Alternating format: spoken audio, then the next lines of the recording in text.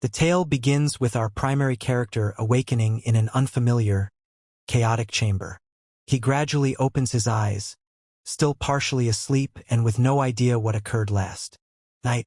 Sitting upright in bed, he ponders how on earth he found himself in a hotel room. Then it strikes him he's not solitary. There's a beautiful woman resting peacefully right beside him, but an alert on his phone from someone named Zojia abruptly stirs his recollection. The messages are quite confrontational, with the girl insisting to understand why he wasn't responding. The host then recalls that she ended their relationship immediately following their first year of college. This merely perplexes him further because she obstructed him, but now she's behaving as if they're still an object. To refresh his mind, he chooses to look at the calendar for the present date. Noticing October 8th sends a shock through him, and he understands he's somehow traveled back in time. He recalls her phrases stating she discovered someone who genuinely cared for her. Then we observe his former partner with an older man instructing our host to simply go away. The young man was utterly shattered, having vowed he would cherish her eternally. Back in the current time, he observes her initial message was, as customary, a demand for cash. A grin spreads across his face as he contemplates how affection had obscured his judgment and just how brazen she was. Resolved to alter his destiny, he dispatches a note to Zojia concluding matters between them for good. On the opposite end of the line, the girl erupts in fury, asking if he's being sincere about ending. He responds assuredly that they ought to part ways, and she warns him he'd better not lament it. He's chuckling at her. A blue display suddenly appears congratulating him for initiating a tycoon system. The host is astonished, believing that with this method, his existence is finally about to change for the superior. The display shows his statistics and notifies him that he'll now receive money every single second, which gets him quite excited. Immediately afterward, the system provides him a starter kit, and he swiftly agrees to it without a moment's hesitation. He receives 10 million in currency, a sports car, a shopping card, and a helpful scanner. After examining his account and noticing the transfer, he questions what in the world this scanner device is for. Just then, the lady next to him murmurs something in her slumber, capturing his focus. Formulating a notion, he chooses to experiment with his new device on her, directing the scanner towards her. The display uncovers the woman's statistics, but he's left pondering what the confidentiality feature could potentially mean. Inquisitive, he presses on it, and the system clarifies that it's the count of partners she's had.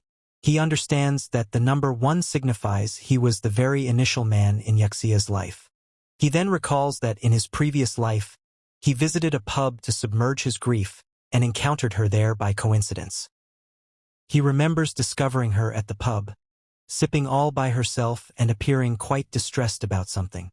He understands their evening together wasn't about affection, but because she was devastated and had a bit too much to consume. In this instance of contemplation, the lovely lady next to him ultimately awakens with a. She observes him for a moment and labels him a Casanova for the manner he was sighing and grinning. With the assured grin, the young man merely gazes back at her without uttering a sound. Leaning in, he refutes that he was reflecting on the past, which only makes her more inquisitive. Then he murmurs that his sole remorse was not encountering her earlier, leaving her entirely bewildered. Thanks to his bravery, the system rewards him with a card and a god-level speech skill. He believes that with this fresh ability, he can bring the girl to heaven in an immediate. With that notion, the young man initiates his new method and kisses her in a manner she's never experienced before. The lady is astonished. The feeling of that kiss was completely distinct and far superior to the previous one. The youthful man then informs her that this was merely the commencement, and that to pass the remainder of the night relishing the instant. The following morning, he rises, extends, and observes a pile of money resting beside him on the mattress. Totally bewildered, he wonders if Yu Xiaoxiao believes he's some sort of escort. He then grabs the note and notices it's a payment of 10,000 yuan, which really annoys him. He considers the girl intriguing for compensating him but laments not obtaining her contact details, then concentrates on the card. The young man ponders how the product operates and the system clarifies it's a cashback enhancer for funds expended. Now, with this strength in his grasp, he's resolved not to squander this opportunity and to become a renowned magnate. He understands that, in this timeline, numerous significant tech firms haven't even been established yet, creating it the ideal chance for him. His strategy now is to accumulate sufficient funds to purchase numerous shares in these upcoming tech behemoths. Grasping the vehicle key, he reflects on how the metropolis has no restrictions on property acquisitions, which is ideal. Abruptly, a lovely woman nears his vehicle, and he contemplates utilizing his cards to purchase a couple of properties. The lady perches on the bonnet of his yellow automobile and, with a grin, inquires if the automobile belongs to him. Our main character calmly verifies the vehicle is his and inquires what she desires. Pardon. She requests a lift, asserting a pipe ruptured in her home. Doubtful of her tale, the young man powers on his scanner to verify the details on the girl, named Chun Liqui.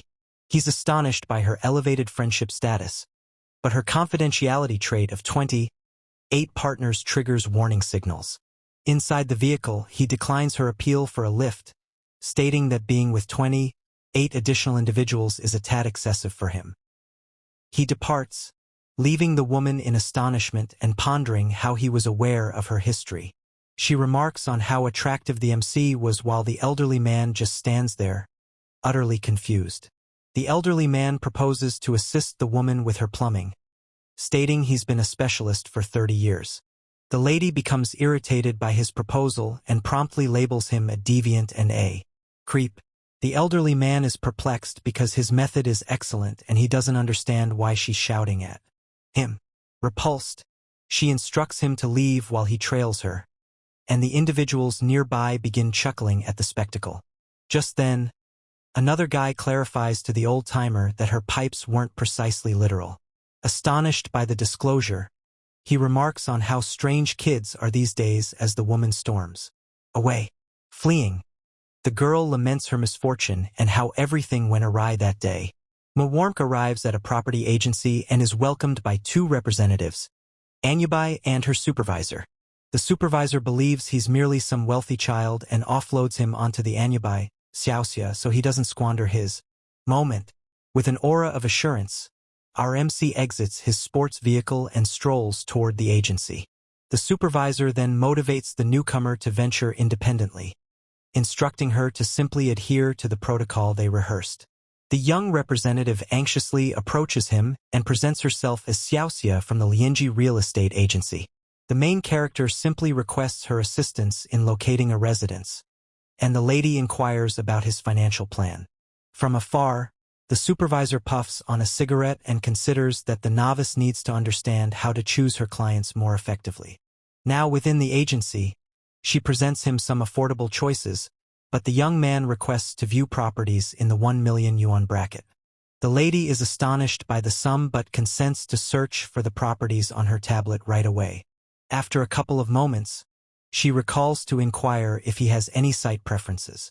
The MC requests locations that are simple to lease and states it doesn't concern him if they're equipped or not. He observes her and considers she's quite naive, but at least she's genuine and chooses to utilize his scanner on her. The representative then presents him a couple of choices close to a business avenue with differing costs. The MC recalls that his initial card has a 1 million yuan cap, so he can't exceed that sum for each one. She inquires if he's not content, but he's merely contemplating how to optimize the reward from his card. He inquires if the cost of the pricier homes can be discussed, because if so, he'll acquire all 5. He reinforces his position, stating that if he can acquire each one for 1 million, he'll settle for it all in cash, leaving the agent in complete astonishment. The MC verifies the payment and mentions that he'll employ her to oversee the rentals for the properties. The lady is thrilled about the large commission she's about to earn and vows to secure him that rate. The supervisor overhears everything and deeply regrets misinterpreting the client, wanting to hit himself. An hour later, the supervisor, now in a suit, presents the ultimate agreement with a total cost of 5 million yuan. The main character signs the agreement, stating he believes in her, and that he'll reach out to her for upcoming acquisitions. The representative is excited about her earnings and ponders what type of magnate he is to already be discussing purchasing more. The system indicates that he obtained 230 million back from his 5 acquisitions. With that, his system advances and he begins earning nearly 1 yuan per second. He believes the representative was his fortunate star and that he's going to seize the opportunity of this new existence. Our MC summons the woman to a corner, making her supervisor very inquisitive. The manager states she ought to invite the client to dinner as a means of expressing gratitude. C then assures that if she remains with him, she'll experience a life of remarkable opulence and ease. Not knowing how to respond, the agent is utterly mortified by his daring suggestion. She attempts to courteously refuse, but he interrupts her and requests her bank account number. Astonished by the demand, the woman inquires why he wishes to send funds to her. He merely states she was his fortunate star, and that this was a small token to express gratitude for everything. The girl is entirely bewildered, having no clue what he's discussing, and simply gazes at him, perplexed. A couple of minutes later, she receives the alert and is astonished by the sum he sent. The main character grins because to him, that sum is spare change compared to what he made with her. Assist. With that, her companionship level with him soars, and she asks him to dinner as a gratitude. He contemplates how beneficial currency is for enhancing camaraderie and how he enjoys observing the figures ascend. They connect with each other on WeChat and the woman observes how charming and appealing the MC is. This causes her to daydream about a more personal scenario, and she believes she wouldn't object if it occurred. But he merely expresses gratitude for her effort and bids her farewell, informing her he's departing, which takes her aback. Not trusting what she just listened to, the agent chases after him, urgently shouting his name. Already inside his racing car, the MC grins and waves farewell to her one more time. The young woman is left standing there, ashamed, pondering why she abruptly felt so hollow inside. 20 minutes afterward, the MC arrives home and declares his presence to his mom, who was anticipating for him. His mother welcomes him with some chilled watermelon while his father inquires about his graduation journey. He states he intends to visit Modu because he wishes to explore the vicinity surrounding the university he'll be enrolling in. His father concurs with the choice and requests his mother to send the travel funds to their son. His mother jokes that pampering the boy so much will make it more difficult for him to find a spouse in the future. He requests her not to mention that and contemplates that he won't disappoint them like he did in his history existence. The following day, the MC is already on the aircraft, grumbling about having purchased the ticket at the 11th hour. Trying to squeeze through the tight aisle, he courteously requests the other individuals for some chamber. He notices a recognizable woman and shouts to her, Zhou, who identifies him right away. He verifies that this is his spot and coincidentally, she states hers is right there as well. She appreciates him as she pushes by him to reach her window seat on the aircraft. A man in spectacles appears unexpectedly and attempts to charm the lady, interrupting their discussion. Disregarding the intruder, our MC requests the girl to occupy the inner seat. The outsider then grumbles, stating they can't merely change seats on the aircraft like that. The MC interrupts him, stating they're together and how they sit is none of his concern. Once they're positioned, the inquisitive guy disregards the caution and inquires the woman what she's doing in Modu. She responds that she's heading for work and then turns to the protagonist and inquires him the same question. The MC states he was uninterested at home, so he chose to take a holiday to unwind. The man in spectacles presents himself as Chiwen Shin and states he's also journeying to Modu. He proposes to provide her a lift, boasting that his father dispatched a vehicle to collect him up. The MC rejects the proposal, stating their hotel also provides an airport pickup service. The man inquires which hotel they are lodging at and our protagonist responds, Omniangian. The trespasser is astonished and utters the name of the ultra-opulent hotel that cost billions to construct. He questions it because he resided there previously and understands a less expensive room doesn't include that service, but the MC states he reserved a villa. The trespasser is in shock at the response and inquires if the man is sincere about the villa. The lady then remarks that a solitary night expenses 80,000 and is astonished to discover he's a wealthy child. With a grin he states she's a wealthy child too, so she has no space to speak. The MC then recalls that she was the school belle and originated from a very renowned affluent family in town. At that time, she was so silent and concentrated on her academics that no male had the courage to approach her. He was concentrated on his former girlfriend at the time, but heard that her family encountered some monetary difficulties. Back in the current time, the girl states with a sorrowful expression that she's not truly a wealthy child anymore. The young man recognizes he's touched a nerve and swiftly attempts to shift the topic to ease the atmosphere. To alleviate the uncomfortable strain, the two begin conversing about the fond past in secondary school. The lady chuckles slightly and concurs that their secondary school years were truly enjoyable. With that, he believes he's finally shattered the barrier and chooses to utilize his system on her once more. The system's display indicates that her privacy is non-existent and her companionship has risen to 75. He ponders if she was already focusing on him back then, since her companionship level was so elevated. After arriving, a stunning lady in a suit presents herself as his personal butler, Wang Yin. The main character is rather amazed by her expertise, as you'd anticipate from a location like that. Our host then inquires where Zhou is residing, and she replies at a friend's home in Pudong. With that, he insists on providing her a lift and requests his butler to take her to her location first. From afar, the man in spectacles observes everything and contemplates rescuing the girl to enjoy a romantic evening with her. 25 minutes afterward, they reach and the woman appreciates him and requests his contact details to reward him with supper. He agrees to the proposal but jokes that she'd better not overlook what she pledged him. They swap details and our host bids farewell, assuring her not to fret about the transportation.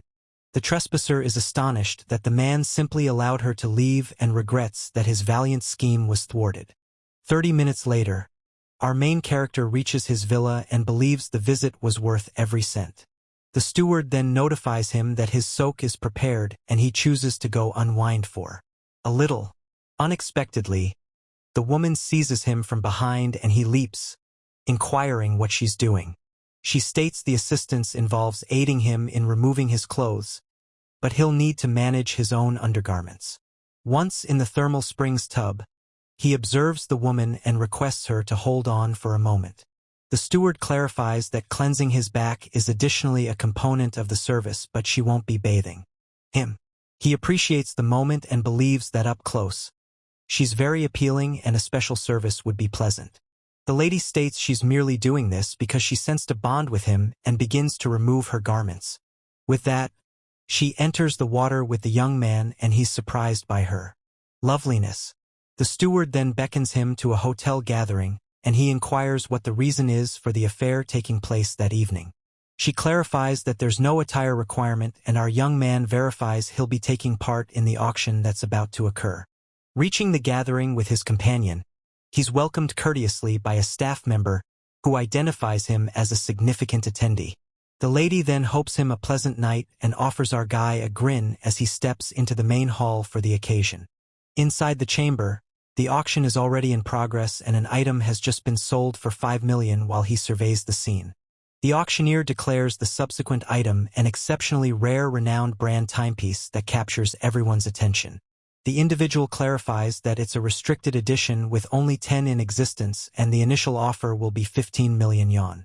Full of enthusiasm, the auctioneer yells for the bidding to start and the audience gets excited for the contest. Our young fellow examines the timepiece and recalls that its cost is poised to soar in the upcoming years, effortlessly exceeding 25 million. Noticing the opportunity for a gain, he spares no time and places the initial offer of 15.5 million with his paddle, number 35. But another individual with paddle number 8 elevates it to 16 million and the auction intensifies with proposals rising swiftly. The audience is astonished by the main character's offers, believing it's insane to invest so much cash on a timepiece like that. The auctioneer strikes the gavel, selling the item for 18 million and commends buyer number 35 on the victory. Two wealthy young men come forward to present themselves, and our protagonist states his name is Jiang Chung as he evaluates them. The fair-haired man discloses that bid number 8 belonged to him and inquires if Jiang Chung is a high-end timepiece specialist. The main character responds that he's no specialist and that this is his initial time purchasing a watch. He was merely exploring the possibilities. The blonde guy is astonished by the cost and inquires why he's never encountered him before. And Jiang Chung clarifies he just arrived yesterday for university. Taken aback, the young man states that at 18 he didn't have the courage to do something like that and is genuinely impressed with our guy. With that, he invites Jiang Chung to spend time together sometime, and our young man consents to the suggestion from his new acquaintance. The system then informs him of his new rank, and he reflects on how his yearly earnings now surpass 300 million. Despite the money, he understands that for his ambitious schemes this sum is just a drop in the ocean and he requires more. Strolling down the steps, he encounters a recognizable face and identifies the woman he was with the evening prior.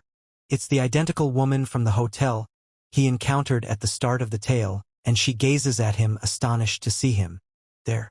She mocks him, referring to him as a kiddo and stating she didn't anticipate him to be a wealthy boy, believing he was merely a destitute student.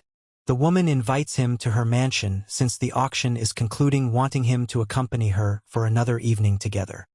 He agrees to the invitation and she teases that he'd better exert more effort than last occasion, intensifying the pressure. Unexpectedly, a man emerges and seizes her by the arm, disclosing himself as Jiang Yu, the lovely woman's former fiancé. The man claims they're betrothed, but she labels him insane for desiring to wed after he betrayed her with her closest friend. Jiang Yu disregards the allegation and asserts they held an engagement celebration, so the marriage is occurring one way or another.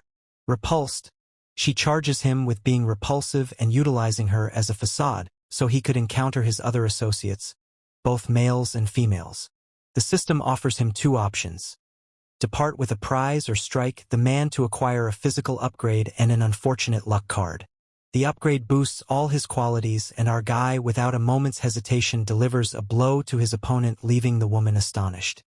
He strikes the assailant on the floor, and the woman observes the situation, appearing to relish our hero's demeanor. He tramples on his downed opponent, and the woman's fondness level increases while the other man cries out in agony on the ballroom floor.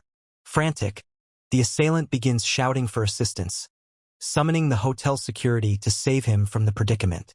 Security arrives and attempts to de-escalate the altercation, but the ex-fiancé shouts at them to detain the protagonist and contact the police. Menacing the personnel, he states he's going to contact the authorities and submit a grievance to have them all dismissed. The lady then informs the protagonist not to fret, as she'll state he was protecting her from intimidation.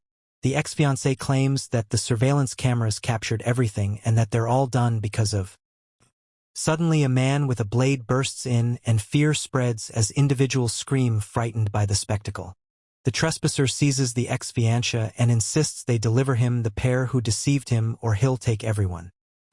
Frightened for his life, the assailant shouts for the security personnel to locate the individuals the man is searching for to preserve his own safety. The system then offers him a fresh option to flee with the girl and acquire cash, or halt the offense and obtain a new ability. He chooses to take action for everyone's protection, and particularly for the unique method the system provided as a prize. Before taking action, he recalls the object he secured previously and understands the misfortune card could be quite beneficial at this moment. The main character then triggers the enhancement card, and a blue glow entirely envelopes him, altering his physique.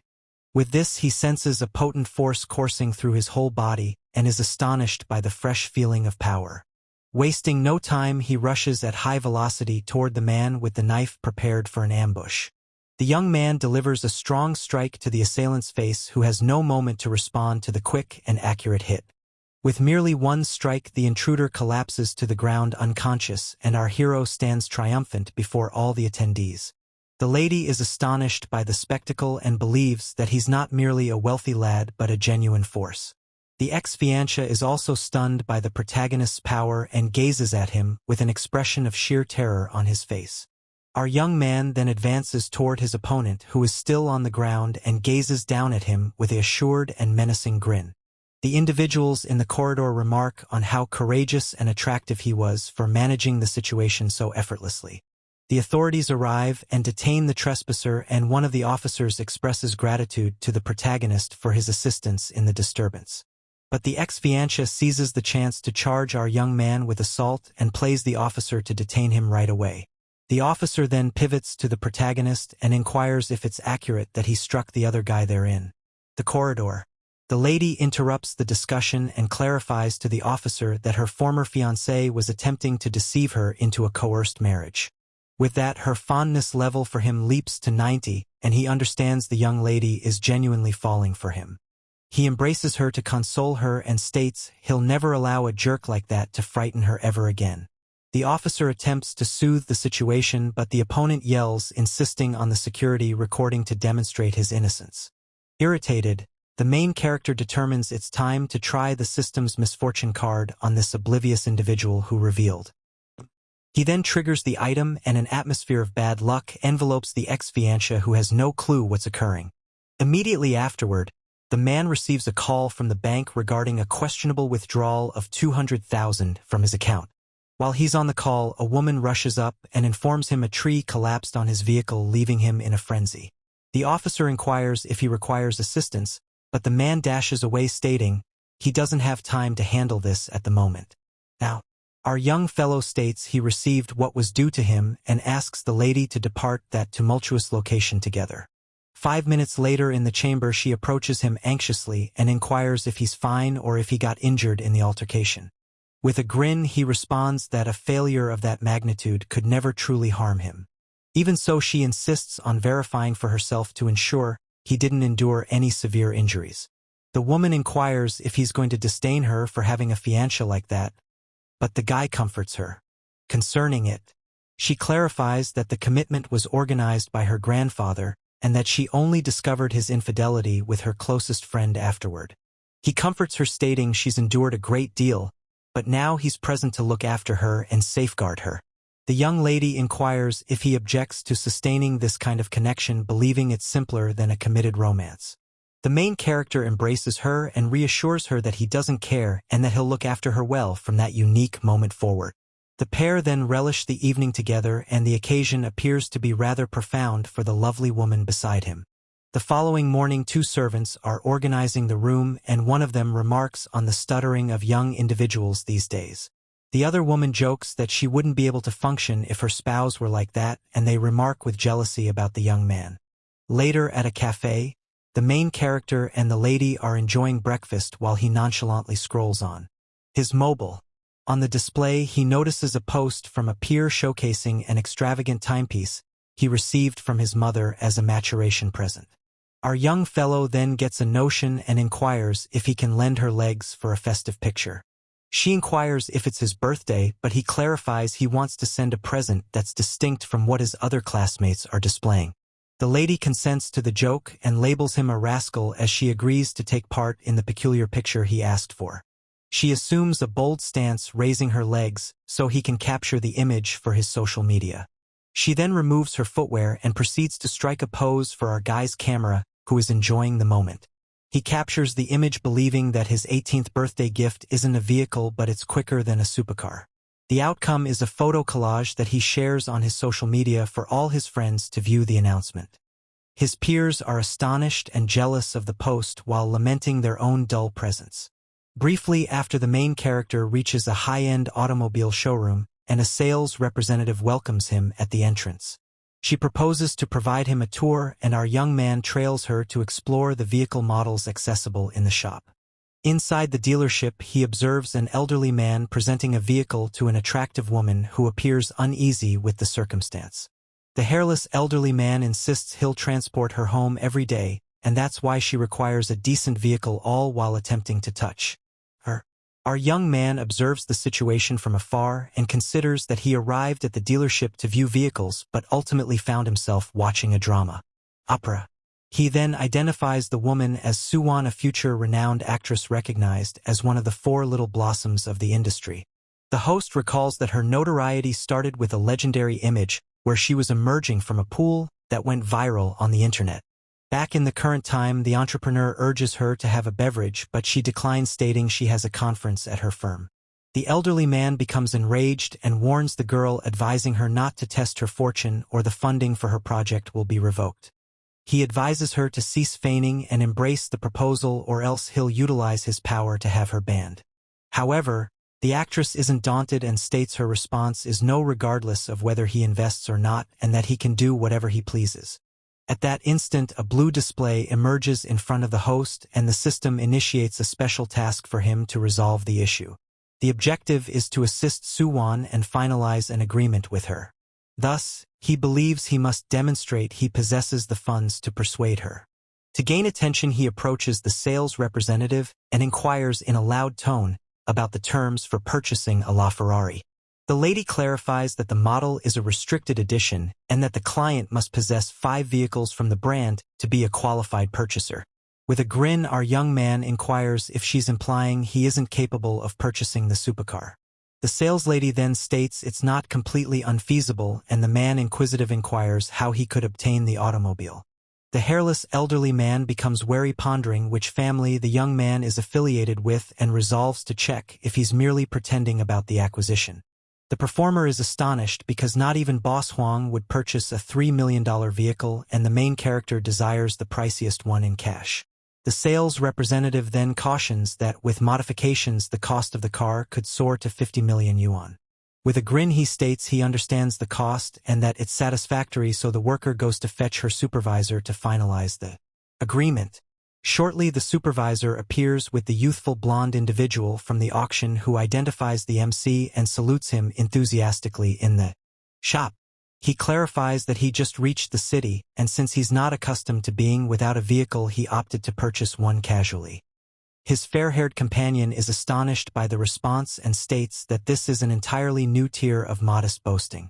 With that, the blonde fellow gestures to the $18 million timepiece on the MC's wrist and informs the manager he has a massive deal on his hands.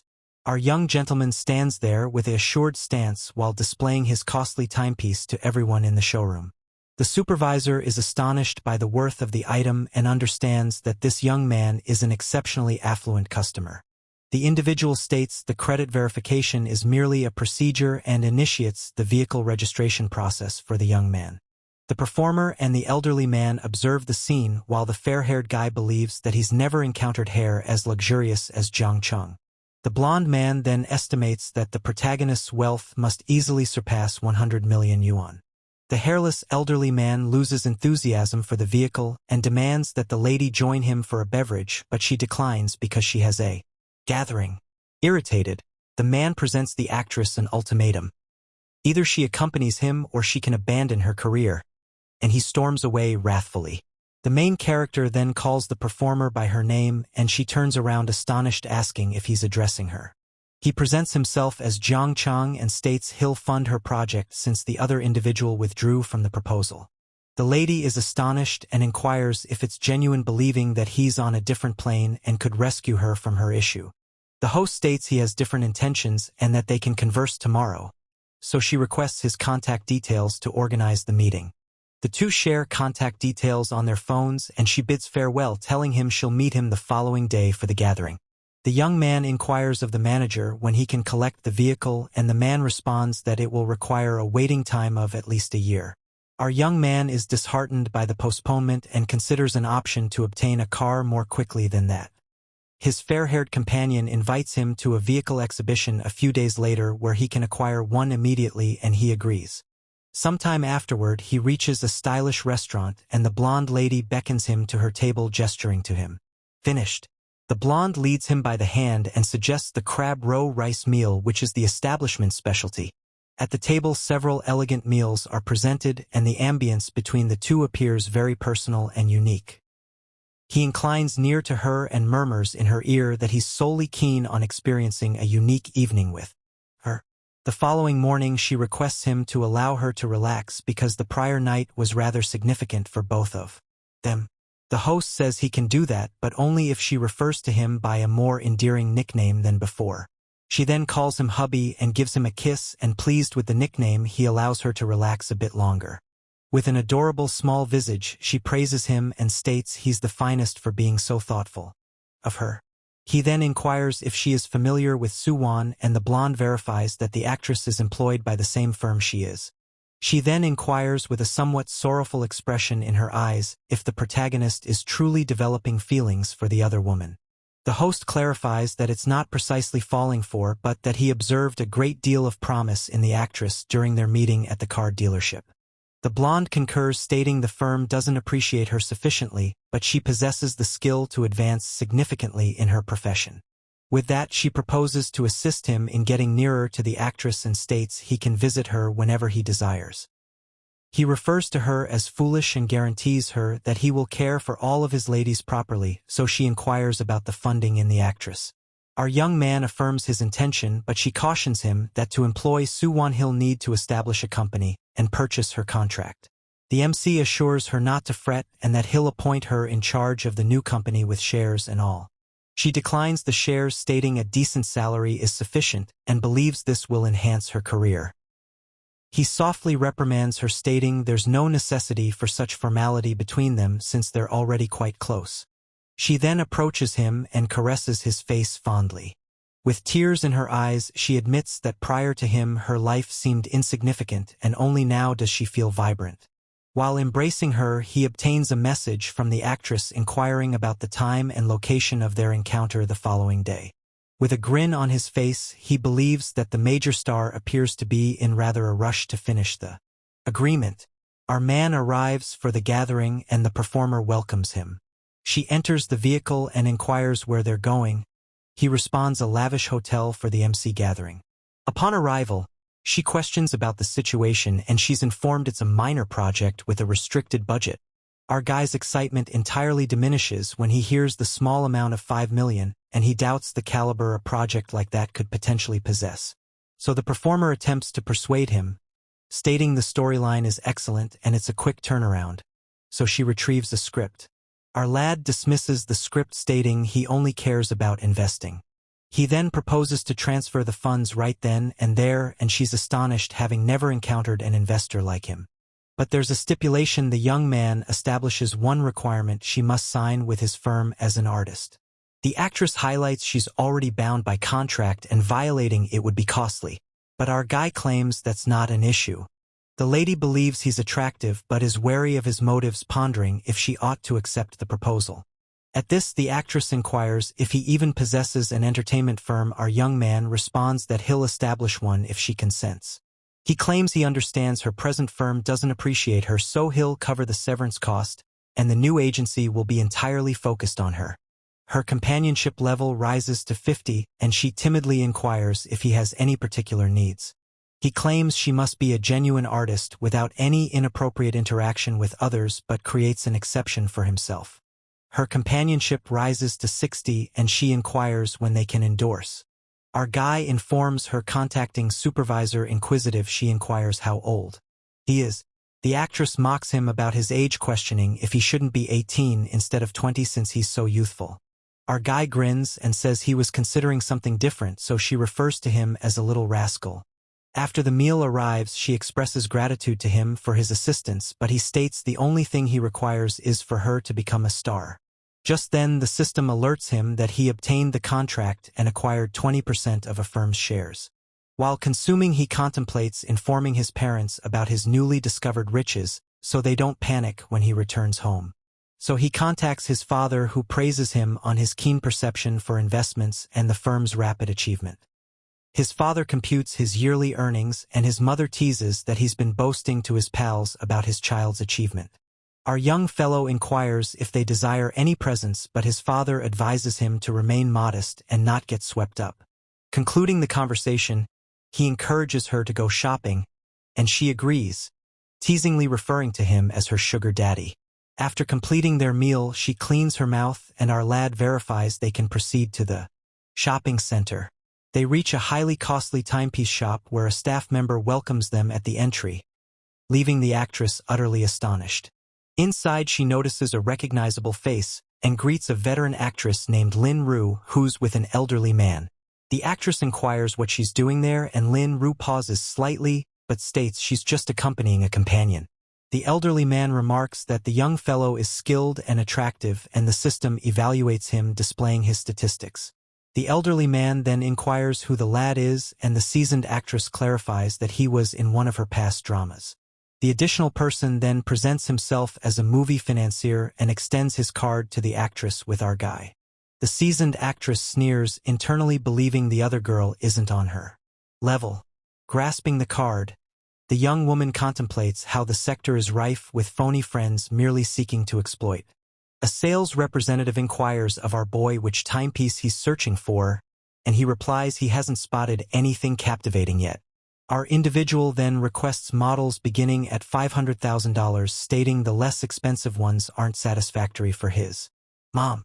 At this, the seasoned actress is astonished by the cost, considering how long it would require a typical person to earn that much. The performer settles and feigns to peruse a publication, but she's covertly relishing observing the other lady being put in her position by our guy. He strolls over to her and inquires if she's discovered a timepiece she prefers, but the girl replies she's merely looking since she can't afford them. Suddenly the system provides our young man a random assignment to gift the actress a timepiece to enhance their connection. So he instructs her to choose anyone she prefers. She courteously declines the proposal, stating she'll purchase her own adornment when she can manage. Observing from a distance, the seasoned actress believes they're merely performing and intends to humiliate them. The salesperson presents a variety of costly timepieces for our guy and assists him in trying on the styles. As soon as one of the timepieces is on our young man's arm, it practically shines, and the staff member praises how wonderful it appears. The main character then inquires the girl for her viewpoint, and she concurs the watch appears fantastic on him. He states it's a little slack, so the actress proposes to secure it on his wrist, prompting him to make a rather cheeky remark. The performer becomes agitated by his remark, and her camaraderie level rises to 70 due to our young man's teasing. Our young man ponders the friendship boost, then rises and informs the salesperson to package both timepieces for him. Totally astonished, the store worker inquires if our main character truly wishes to purchase both high-end timepieces. At this, the veteran and the elder man are in complete astonishment over the $2 million acquisition, wondering if he's merely displaying. Our guy then requests the actress for assistance selecting a timepiece for his mom, and the girl indicates a very sophisticated model. With that, the salesperson compliments her selection and outlines the costs of the timepieces, which price over $800,000 each. He then requests the girl to try on the ornament so he can observe how it appears on her wrist. Our young fellow observes that the timepieces are far superior to the inexpensive version on the lady behind them, who becomes enraged when she listens. Disregarding their response, our boy requests to have all 4 timepieces packaged and hands over his card for settlement. Immediately after settling the payment, the girl prepares to remove the watch she tried on to return it to the salesperson. But our fellow seizes her hand and informs her she doesn't need to because that ornament is now a present for her. Totally mortified, the actress declines the present, stating it's far too costly for her to accept. He asserts, stating it's merely a small item and that it's already settled, so there's no exchanging. The girl still attempts to decline, but he clarifies that the watch doesn't fit his mom and that it's a greeting present. Our young man then offers her a stern gaze and inquires if she's attempting to insult him in front of everyone. Understanding he's her upcoming supervisor, she accepts the present, and her camaraderie level increases to 75. The sales representative then delivers the invoice for over $4 million and also presents them a unique present from the shop. At that instant, the seasoned actress is seething, contemplating how a newcomer could acquire a timepiece more costly than hers. She then inquires about her present, but the salesperson states that sadly there isn't one accessible for her. With that, the older gentleman becomes enraged that his schemes are thwarted and storms out of the shop, irritated with the entire situation. The vendor then inquires of the veteran if she still desires the watch, but the lady, ashamed, declines and departs. Just then, the system declares the mission was a triumph and presents a random cashback reward to our guy. He agrees instantly, and the system commends him on receiving a return of $13,165,000. He then verifies his phone, confirms the transfer, and with a gain of $8 million chooses to purchase more presents. They reach at a purse shop, and our boy inquires which style she desires, but the girl bashfully declines the present. Disregarding her rejection, he inquires the saleswoman for the most favored models, and the woman displays 2 bags to him. Our guy then requests her to operate his cart and purchases both designer bags for the actress without even pausing. The sales representative informs him the sum is $120,000 and tells him he's now a shop member with access to upcoming events. Observing him expend so much cash, the girl is amazed by the influence and kindness of her new employer. After purchasing, she appreciates him and invites him up to her flat for a beverage as a means of expressing her thankfulness. He teases that he needs to safeguard himself because if he becomes tipsy, she might exploit him, which causes the girl to flush. Our young fellow states he's merely joking, bids farewell, appreciates her for the companionship, and departs from the actress. She observes his vehicle depart, pondering that he's genuinely a decent person, and her camaraderie level rises to 80. With the companionship at 80, our guy believes he's near to winning her over and that with just a bit more effort she'll succumb to him. While operating, our lad grins, assuredly believing that shortly the actress will be entirely his. Half an hour later, he arrives at the luxury villa, where the manager greets him, letting him know his bath is already drawn. The lady observes him in the pool and considers she must deliver outstanding service for such a significant client. Leisurely in the water, our young man inquires with the manager if they offer any unique costly meals on the menu. The worker then clarifies that the hotel provides different upscale dishes such as Chinese, French, and Japanese. At this, she suggests unique meals like yellow croaker and white truffles, which are the house specialties. He identifies the extremely costly components and believes he can ultimately utilize an object he received from the system. Exiting the pool, our boy approaches the girl and requests her to organize a soothing message for him.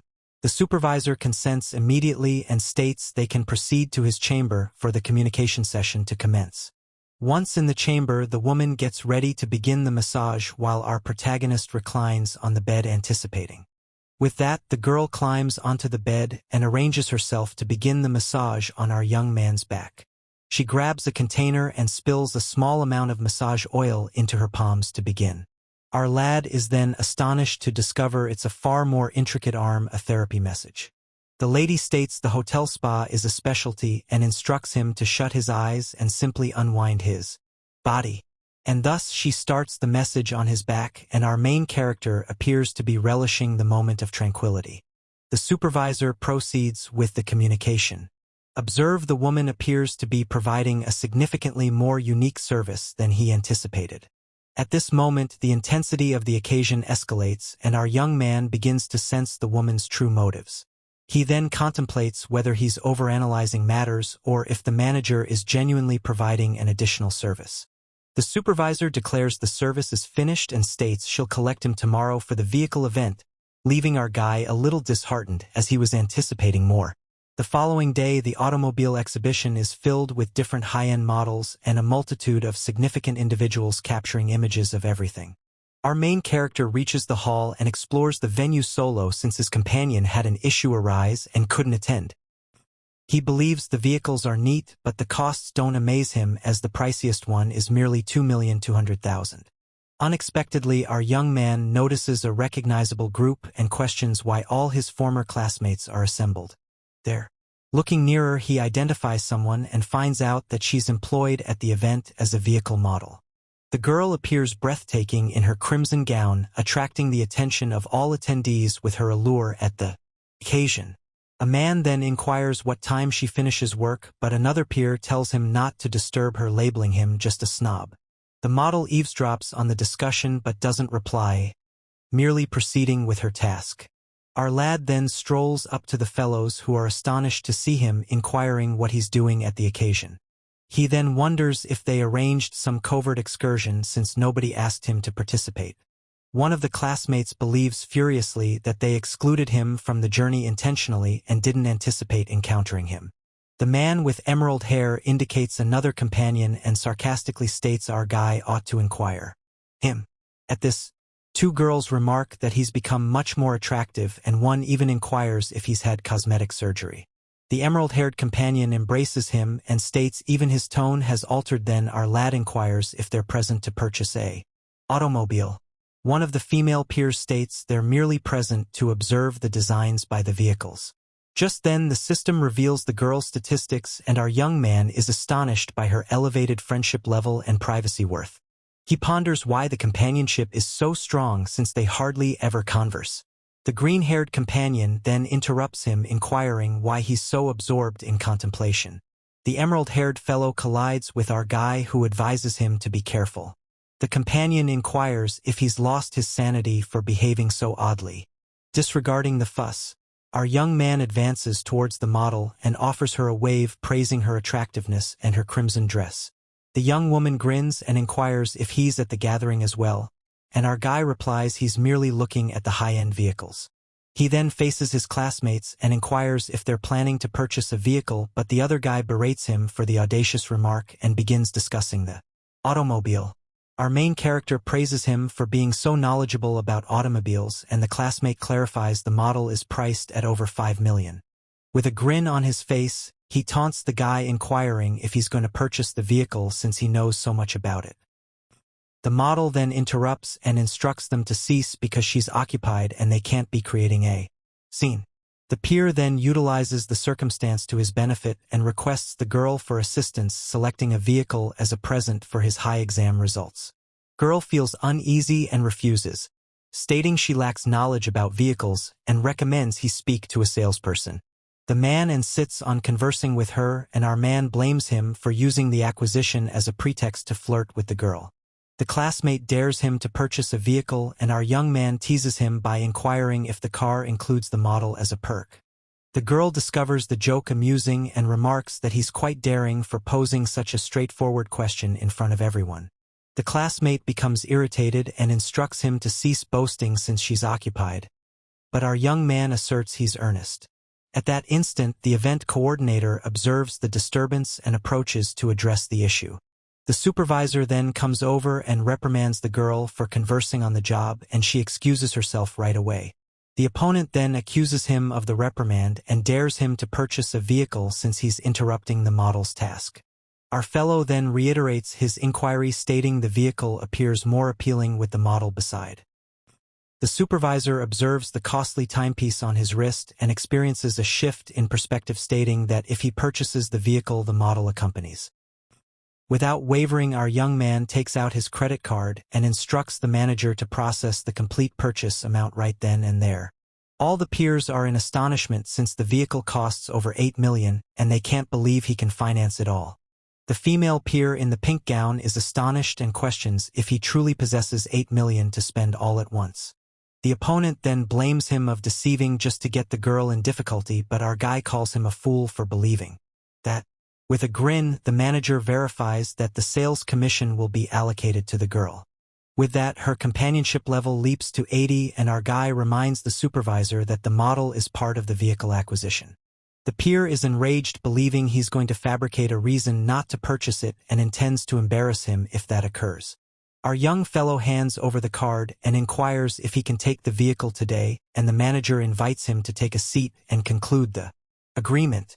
The card device then authorizes the transaction and the payment of over 8 million proceeds without a problem. With the payment finished, the manager grins and requests the model to look after our young man while he manages the paperwork. The opponent is astonished to see he truly expended 8 million and understands he's been utterly embarrassed in front of all. His classmates' mouths fell open, and the green-haired guy indicated that our boy was far too beneath he in school to be this wealthy. The girl notices her opportunity to flirt and requests a lift in his new Ferrari, elevating her friendship points to 95. But the other classmate with spectacles dampens her enthusiasm, reminding her the vehicle only has 2 seats, so there won't be any space. The girl in pink then retorts that she can occupy the passenger seat since the model has to operate and sits in vehicles all day regardless. Sitting down, our protagonist ponders how the girl's camaraderie level soared so quickly and reflects to himself that he can't tolerate gold diggers like her. Just then our guy states the vehicle appears much better with her in. The classmate then attempts to incite some conflict, asking if his separation from his ex was due to the model from the event. The young woman in the crimson gown is astonished to learn he concluded his partnership. Our young man then rises and states the separation has nothing to do with anyone else and that the woman is very attractive. The emerald-haired companion is astonished by the $1 million timepiece and charges him with feigning to be impoverished. The main character serenely clarifies that he excelled in his test, so his relatives urged on obtaining him a present. The opponent then becomes irritated and shifts the topic, stating it's becoming late and they ought to locate a spot for supper. The treasure-hunting girl in pink invites our main character to visit the mall with her. Our fellow courteously declines the invitation, stating he already has arrangements for the evening, but that they can reconnect when they're back in their hometown. The young woman in the rose-colored gown agrees to his proposal and instructs him to contact her as soon as he's returned to Rongqing City.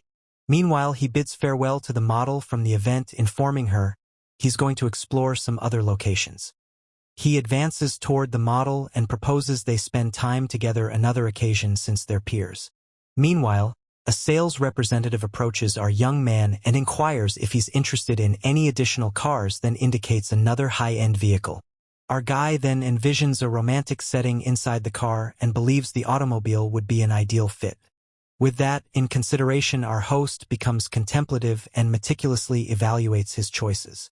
He then inquires about the vehicle's cost, and the saleswoman discloses it amounts to $9.5 million.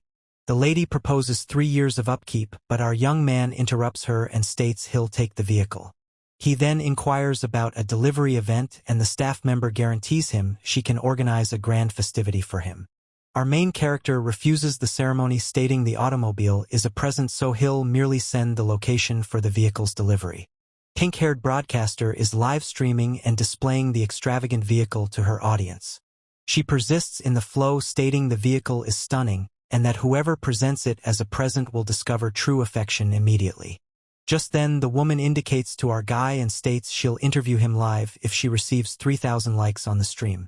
Noticing the streamer simply standing there, another worker comes over and inquires if the young woman is making a purchase or merely looking around. The rose-haired girl clumsily responds that she merely wanted to glance at the automobile. Due to this, the sales representative requests the broadcaster for evidence of resources to be permitted to remain there. The broadcaster becomes irritated and indicates to our MC, stating he moved correctly and without any problems, but the staff member maintains its routine protocol. The broadcaster is ashamed as her supporters remark that she's being treated badly and insist that she interview the wealthy man. Observing from afar, the model is astonished to discover our guy expended $20 million in under 30 minutes. She then contemplates that even prior to her family's event, they could never expend money so extravagantly. 2 hours afterward, our MC extends as the vehicle's documentation is all arranged. A supervisor gives him the keys and inquires about the license plate, so our young man believes it could be difficult to obtain a unique one. Just then, the system appears and presents him a personalized plate with his initials, and he finds that very considerate. A worker then comes over to assist him with the new license plate registration, and our guy consents to continue. Upon viewing the plate, the manager is astonished as it has the client's initials, and he's never encountered anyone with so much influence. Our main character then informs the man not to overanalyze it and that he merely booked the number beforehand. The supervisor commends our young man's remarkable fortune, stating the selection of dish was very significant and striking. A technician then approaches the vehicle and informs them that the new registration plate installation is complete. Observing the VEP therapy, the manager conjectures that our individual must be connected to some influential politician or magnate. A couple of minutes later, the model approaches our host and expresses gratitude for everything that occurred throughout the day. The lady then asks him to dinner, stating she's about to finish work and that it's on her. Our young fellow begins to respond, but his phone buzzes and a grin emerges on his face. Then our guy responds to the call with a greeting for the individual on the other end of the line. On the opposite end of the line, his companion is weeping uncontrollably, saying he ended things with his girlfriend and needs to have a drink with our guy, otherwise he's going to leap into the river. Despair, our host is astonished by the announcement. Out of the blue, he receives a message from his friend who just got rejected and wants to go out for drinks. As a result, he ends up having to delay his date. The girl consents to rearrange without issue. Reaching the bar, our guy discovers his emerald-haired companion sipping solo and mocks him, inquiring if he was still intending to leap into the river. The emerald-haired guy complains that he got completely tricked and feels terrible because the girl he admired was merely exploiting him the entire time. He clarifies that when the other individual went to the bathroom, she accompanied him, leaving him utterly devastated. But our host, already weary of all the theatrics, tells his companion to just get directly to the matter and clarify what truly occurred. The emerald-haired companion then admits that he trailed them both and witnessed them kissing in the corridor, which utterly devastated him. Our guy indicates that they were never truly together, so there's no way he could be devastated, but his friend pleads with him not to be so severe. With that, our guy attempts to uplift his buddy, saying the girl is no good and that it's preferable to just let the other guy have her. He then discloses that he learned from a companion that the girl's private life was a complete disaster, and that he had attempted to caution him earlier. Our fellow claims he must have struck his head and suggests a toast to overlook the entire matter and submerge their grief. An hour later, our main character assists his friend in obtaining a taxi, and the intoxicated companion assures he'll support him if he ever requires. Immediately after, our youthful protagonist requests a personal chauffeur on his phone to transport him home in his new sports vehicle. Just then, a lady approaches and informs him to move away from her partner's vehicle, because there's no chance he could manage to cover the cost if he damaged it. Our guy merely gazes at the woman with a self-assured grin, clearly entertained by the circumstance and contemplating how to reply. Instead, he simply unlocks the vehicle with his key fob. The lady, recognizing her error, inquires why he resembles her partner so closely. He retorts, "Well, you don't resemble my girlfriend very much." She considers him amusing and praises his voice, stating he could likely operate that vehicle with just one hand. The girl then takes a daring step, inquiring our young man if he wishes to have some enjoyment with her. But our main character interrupts her, stating he's not keen and that he doesn't even have any peers nearby. Unexpectedly, the streamer from earlier appears and presents herself as the chauffeur he asked for. Her name is Kyoenian, and she's conducting a live stream while she operates. The viewers instantly identify our guy from the auto exhibition. Our guy jokes that she must compensate to capture his image and seizes her phone with a self-assured "Observe." The broadcaster expresses regret, stating she overlooked and appears somewhat ashamed. She clarifies that she operates as a chauffeur at night and inquires if she can record his vehicle for her audience. The broadcaster becomes extremely thrilled to display the vehicle to her audience, discussing how speedy the model is. The live stream discussion begins, exploding with remarks about the vehicle's license plate and how fortunate the streamer is to encounter a wealthy individual like our protagonist. The initial woman then proposes to be his chauffeur for no charge, attempting to gain another opportunity with our main character. Our young man declines her proposal, stating that complimentary items typically aren't that wonderful. He then inquires of the streamer if she truly knows how to operate a supercar, handing her the keys. The girl guarantees him that she's operated numerous sports cars since she previously was a car blogger, and the system reveals her details with no privacy. She inquires if she can transmit while driving, assuring the camera will solely concentrate on her. He doesn't object to the transmission, so our young fellow consents, and they depart with the girl clutching her phone to maintain her live stream. The broadcaster informs her audience that she's extremely anxious and thrilled to be operating such a costly vehicle and that she needs to concentrate. Our main character reflects that if it weren't for the system's zero confidentiality value disclosure, he would have believed she was quite seasoned. He then examines her flow and observes that despite her fame, the contributions are quite minimal, deeming the circumstance somewhat unfortunate. Observing the figures, he remarks that her everyday income is slight even with numerous spectators. Our young man finds it odd that she earns so little with so many followers and proposes she should simply concentrate on being a driver to make more. The broadcaster clarifies that she's not skilled at requesting contributions and can solely create content by showcasing vehicles and the city to amuse her viewers. Inquisitive, she inquires why the supervisor at the auto exhibition was so focused on him, and our guy replies it's because they noticed him purchasing another costly vehicle earlier. The girl is astonished to discover that he purchased the vehicle that same day and gazes at him with a blend of astonishment and respect. With that, she presses the accelerator and the live chat goes completely crazy at the exhibition of our protagonist's strength and affluence. Reaching the location, she returns the keys, and he praises her driving, stating he'll contact her again when he requires a lift.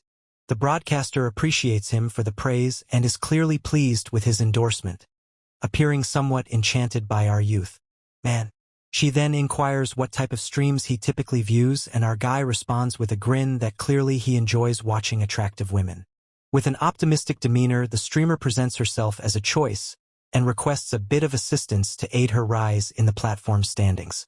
Our young fellow jokes that he's never heard of a complimentary donation account, leaving the streamer a bit awkward. So she proposes that he might ask her in for a cup of water. Recognizing she's attempting to exploit the circumstance for her stream, he chooses to provoke her slightly by inquiring what type of water she envisions. The broadcaster becomes entirely agitated by his straightforward inquiry, pondering how the circumstance resembles a moment directly from a film or a book. With her face reddening and perspiring, she's left voiceless by our protagonist's audacity. The girl then understands there are only two options for what could occur next. So he declines her, stating the water at the hotel is somewhat unpleasant, but assures to get her a coffee the next time they encounter. The broadcaster is disappointed, pondering why he became distant with her all of a sudden, believing maybe she's just not his kind. Then our fellow says his farewells and her companionship level rises to 60. He believes it'll be a cinch to invite her out later. Just then he receives a message from an associate wanting to have an elegant dinner, and our protagonist thinks it's some beneficial social exercise. Back at his hotel, he instructs the manager to prepare a banquet for 5 individuals using only the finest and ingredients. The supervisor informs him that the fish he requested costs approximately 1 million yuan each, and that's merely for the medium-sized ones at the hotel. Our young man advises her to apply some common sense, as he doesn't want to appear like some gaudy new money guy requesting 10 of those fish at once. 30 minutes later, we receive an exterior view of the villa, where the meal with his new associates is about to take place. Down. His visitors arrive and are astonished by the banquet, remarking on the 2 extremely uncommon fish on the table. One of the men is astonished, stating those 2 fish are valued as highly as a vehicle, and questions how they could possibly be so costly. The supervisor then clarifies that the Chinese bahaba fish is one of the priciest seafoods globally because it's so exceptionally uncommon to discover. In addition to that, she notes the Italian white truffles and discloses that the overall expense of the meal exceeds 3 million yuan. At this point, one of the female visitors is astonished, stating that with that amount of cash you could purchase a mansion back in her hometown. Our main character instructs everyone to unwind and indulge while the visitors express their gratitude for the night. After supper, a friend invites him out for beverages, but our protagonist declines since he'd already been consuming with a pal at the pub earlier. The companion then arranges a gathering for the following evening, and the team bids their farewells, waving to the main character. With that, the supervisor approaches and informs him that the invoice with a reduction came out to nearly 3 million yuan. The system then commends him on a 149 million yuan refund that's been credited into his account. Our young man is astonished, believing the dinner was completely worthwhile since he earned a substantial gain from the banquet. The lady verifies the payment and bids her farewells, advising him to ring if he requires anything at the hotel. Back in his chamber, our protagonist seizes his phone and jumps on the streamer's live broadcast to explore her profile. Observing the stream, he realizes the girl has a high appeal rating, something he hadn't detected before. Then the system awards him 3 million coins and his account on the platform advances to 65. He chooses to alter his username to Ding Hai Shenzhen and leaves a remark in the pink-haired girl's live stream. The broadcaster is in disbelief, witnessing such a high-tier account on her stream, having never encountered anything similar. She greets him and clarified there's a major guild conflict occurring that evening. The fame contest begins and the girl competes against another woman in a contribution clash on the stream. Our main character utilizes his system to evaluate the adversary and uncovers she possesses quite low statistics. He's perplexed by the opponent's attractiveness rating and believes his companion should triumph in this contest effortlessly. The rival then mocks the girl, stating she got fortunate to encounter her and that she's going to triumph with no struggle. The girl mourns her misfortune, stating she must triumph or she won't be able to pay rent for her flat. The opponent then taunts her and advises her to request her greatest backer to take it easy on her in the contest. With that, the The system provides our protagonist a task to assist the streamer in winning in return for a substantial discount. The broadcaster then attempts to be enticing and inquires if her major supporter has any particular demands for her. Our young man flushes, contemplating that now circumstances might genuinely alter between them. She then requests her supporters for contributions to cover some medical expenses and enhance the channel. The girl rolls her eyes at her fans' comments who don't feel like spending money on her stream. She swiftly alters her tone and commends her viewers, stating that everyone present is exceptionally skilled. The main character then chooses to initiate the enjoyment and determines to give 5 feeble chickens to her. With a grin, the streamer appreciates him for the contribution towards the medical expenses she requested. But inside she's astonished, thinking that such an influential account was being miserly by contributing only 1. You desire. The conflict persists and the girl exhales in exasperation, noticing her rival is triumphing by a wide margin. Someone in the conversation makes a suggestion and she consents to be his personal chauffeur if he assists her in winning. Just then, our protagonist dispatches 3 ultra rockets, which are the priciest presents on the platform. The streamer's mouth drops when she obtains the gifts, since each rocket costs 2,000. She appreciates him immensely and the scoreboard entirely reverses, leaving her rival utterly astonished. The rival is enraged, pondering how such a formidable benefactor emerged from nowhere to assist her. The competitor expresses gratitude to the benefactor and invites him out, leaving the other broadcaster feeling uncomfortable. Rose-haired girl begins singing a tune quite off-pitch to uplift her benefactor. Our main character observes the entire event with a grin and advises her to do anything she desires on the stream. Meanwhile, her rival is in tears, pleading with her main supporter not to lose the fight. And with that, the conflict between the 2 streamers finally commences for real on the platform. The rival rejoices wildly after receiving 3 rockets simultaneously and expresses gratitude to her supporter. Observing this, our protagonist finds it entertaining and chooses to dispatch 3 additional rockets to his companion. The competitor then freaks out and alerts her backer that the other contributor is closing in. With that, she receives 5 additional rockets and expresses her gratitude abundantly while the other girl appears defeated. Our youthful lad gets a thrill out of the circumstance and ponders what the pink-haired girl will do next. The rosy-haired broadcaster is so perplexed she even inquires if her stream halted from all the presents. Unexpectedly, 20 missiles emerge all at once, leaving her entirely astonished by the contribution. Her rival just gazes at her display, mute, pondering if the other girl's supporter is even still present. The girl is astonished when she discovers she received 20 rockets and may have just triumphed in the circular. The opponent then shows up, appearing all despondent and embarrassed after being defeated in a rout. Her broadcast then exceeds 10,000 spectators and the girl is astonished by the quantity of individuals viewing. She expresses gratitude to our young man sincerely and inquires what he would like her to do next on the broadcast. Our protagonist believes the beauty filter makes her appear strange, so he requests her to disable the effect. This makes the girl anxious and she says she might frighten him away if she reveals her true face. Even so, she chooses to disable the filter, already preparing herself for the unpleasant remarks that are certain to come. When she disables the effect, everyone is astonished by her true beauty and inundates the chat with accolades. She's taken aback to receive supporters and admiration instead of the negativity she anticipated. So she requests the benefactor for assistance to secure 1 more round so she can continue streaming next month. And so the second phase of the conflict commences, and her adversary is now a blonde girl with locks just like the protagonist from Sailor Moon. The new competitor presents herself and praises the other girl's advocate, saying she's extremely envious of him.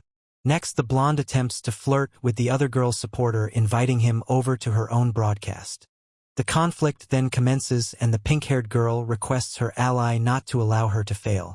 The rival receives 5 aircraft and 33 hearts from her benefactor and expresses gratitude to him a ton. Our young man believes that contribution is feeble and chooses to launch 5 rockets just to interfere with the other guy. The rosy-haired girl expresses gratitude to him for the 5 missiles and states our young lad is a genuine deity. The blonde is completely bewildered and shouts for her ally, who just disappeared into thin air. With our young lad's assistance, the pink-haired girl effortlessly reaches the event's grand finale. In the finals, she encounters Dai Shim, one of the platform's largest streamers, who welcomes her. Haired girl is astonished to discover her rival is one of the site's major three. She claims she doesn't possess any skills, so her opponent chooses to start things off with a small dance for her fans. The rival contemplates to herself that she's already completed her investigation and is aware a secret benefactor has invested nearly 800,000. With that, the woman begins a rather bold dance to captivate the stream's viewers. She persists in her seductive act close to the microphone to intensify the atmosphere. 2 minutes afterward, the dance concludes and the streamer sends a kiss to the camera brimming with assurance. Our champion observes and praises the performance, stating it nearly inspired him to leap over to the opponent's stream. Observing this, the pink-haired girl becomes upset and inquires if he's going to forsake her. Now, the host grins and teases about the opponent, referring to him as bro, stating that if it were a team endeavor he might contemplate. Suddenly, a provocative thought bubble displays the two of them together and the pink-haired girl appears astonished. She becomes all crimson and agitated at the team activity notion our young man proposed. The girl in pink believes she's going to require some assistance to triumph, as the chat highlights her rival has already reached 800,000. So she pleads with our protagonist to rescue her, vowing to master any dance he wishes to witness. But her rival obtains 9 super missiles and the streamer becomes anxious about the circumstance. The girl expresses gratitude to him for the 2 rockets, stating that without them, she wouldn't be capable of covering her medical expenses. Our protagonist observes the conversation, mocking her, and considers the missiles he dispatched could just as easily have been birthday candles, and that this girl is an expert in sarcasm. He then recalls the system provided him millions and that with his bank account he can conquer this struggle effortlessly. Abruptly, the girl in pink stream appears to halt with 20 missiles, and she ponders if her display is malfunctioning again. But she understands it's not icy. Our lad just dispatched another 20 super missiles, getting her all excited. Meanwhile, our guy is observing everything on his phone as the chat goes completely crazy over the return. The broadcaster becomes sentimental, considering this is a conflict of the deities and that humans like her merely get to relish the display. She then expresses her appreciation to her backer for the assistance with her costs and forms a heart with her hands to demonstrate her thankfulness. Just like that, the score entirely turns around and now she's triumphing by a landslide while the chat just won't cease spamming. Her rival is left drained and voiceless, as she never in a million years anticipated to defeat this contest. Gazing at her phone, she discovers her rockets have ceased, but the other girls just continue pouring in non-stop. The competing streamer is astonished to witness 1,500,000 in contributions on the alternate channel. She's never encountered that much cash in her whole life. She then pleads with her backers not to cease and to continue sending contributions. But one of her primary contributors concedes in the struggle, stating it's preferable to reserve it for the next occasion, leaving her utterly astonished. Our champion then announces triumph with 2 additional rockets, and the conflict ultimately concludes. The girl in pink rejoices in her triumph, and the chat begins buzzing about the enigmatic benefactor who assisted her. With that, she's so touched by the breeze that she takes a deep bow in appreciation for everything. She then provides him her contact details and vows to acquire anything to satisfy her patron. He declines the proposal, but she insists on being his chauffeur, so our young man consents and informs her where to rendezvous with him. So when the conversation identifies our protagonist as the individual from the automobile exhibition and his hidden truth is out, broadcaster is astonished to uncover the identity of her enigmatic benefactor, and the chat verifies he possesses a Ferrari. She ponders why he would assist her, and her camaraderie level with him soars to 85 as she grabs her phone. Our protagonist believes that with the camaraderie level this elevated, he truly has no option but to embrace her proposal. The system then commends him on the triumph and provides him a discount of over 2 million yuan. With a contented grin, our young man receives the system's prize without a moment's hesitation. Considered, he contemplates that after flaunting and expending all that money, he still made a gain of millions, pondering to himself that triumph is just too simple. The following day, he awakens to a note from the streamer proposing to be his chauffeur. Our protagonist gazes at the note and considers that she certainly is an early riser. Meanwhile, she admits she was too nervous to rest and wonders when he's going to respond. Brushing his teeth, he realizes that since he's heading to a club, he's truly going to require a chauffeur. The broadcaster then rejoices enthusiastically because her mentor finally responded to her message. She chooses to obtain some rest so she can be at her finest for their gathering that evening. But the young lady is so worried she can't drift off and has to compel herself to relax for afterward. At 8 p.m. he encounters her and inquires why she showed up so soon, and she responds that it's her obligation. She then informs him about the club and he requests her to take him there to inspect the location. Reaching there to him in usual how attractive our protagonist is and that his timepiece appears costly. Our host is the G after. Inside the location, a group of girls are observing him and one of them states she's going to take action on him. 3 ladies approach him and propose to instruct our hero on how to enjoy himself this evening. Unexpectedly, a girl in a rabbit outfit trips and fortuitously lands directly into his embrace. She expresses regret and appreciates him, and our young man believes they're being quite serious given he hasn't even gotten past the doorway yet. 2 additional girls observe the situation and scheme to bring the MC to a secluded room to enjoy some amusement. The broadcaster observes from afar as our protagonist becomes encircled by a throng of attractive ladies, unaware of what to say. A broadcaster observes from a distance as our protagonist becomes encircled by a throng of attractive ladies. She experiences a twinge in her chest and resolves she can't endure this circumstance for one more moment. With that, she forces her way through the throng and seizes our hero's hand, much to his astonishment. Then she declares to everyone that he's already occupied, leaving the other girls utterly shocked by her daring action. Just like that, the other ladies stroll away disheartened, stating they'll just seek another objective at the gathering. Pulls her nearer and inquires, "Since when am I involved?" Leaving the girl completely bewildered. She clarifies that she merely observed he couldn't refuse them and wished to assist so he wouldn't develop any strange notions. Our protagonist expresses gratitude to her but states that next occasion it won't be required, and that he was managing perfectly well by himself. At that moment, a companion of his appears and inquires if he wasn't addressed by the crowd at the entrance. His friend jokes that the initial time he arrived it wasn't this crazy and inquires who the beautiful woman with him is. He presents her as his chauffeur and the companion says there's no issue with her attending the gathering. The associate then states the trio is going to have a great time and that everything is already arranged for their evening. The girl is left voiceless and flushing bright crimson over the entire circumstance. The team then enters the celebration and our protagonist wanders through the central area filled with lights and individuals dancing. Abruptly, a woman shouts, "Young Master Jiang," and the group halts to observe who it is. It was a gathering of women who welcomed him, all addressing him as Young Master Jiang. With a grin, he gestures in return and states the gathering arrangement is ideal for their evening out. The friend then requests the manager to bring 2 bottles of some costly liquor to get the celebration underway. At this, the broadcaster is clearly amazed, remarking that she's only ever witnessed that beverage in clips on the internet.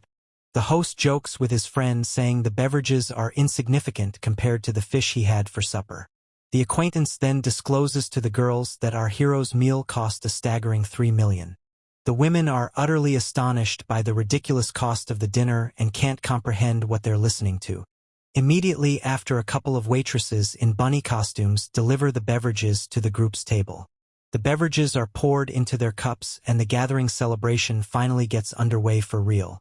A youthful lady named Xiaoqing raises a glass with our protagonist and the system seizes the chance to evaluate her statistics. The host is astonished by her exceptional qualities, believing himself that she's a top-notch rarity.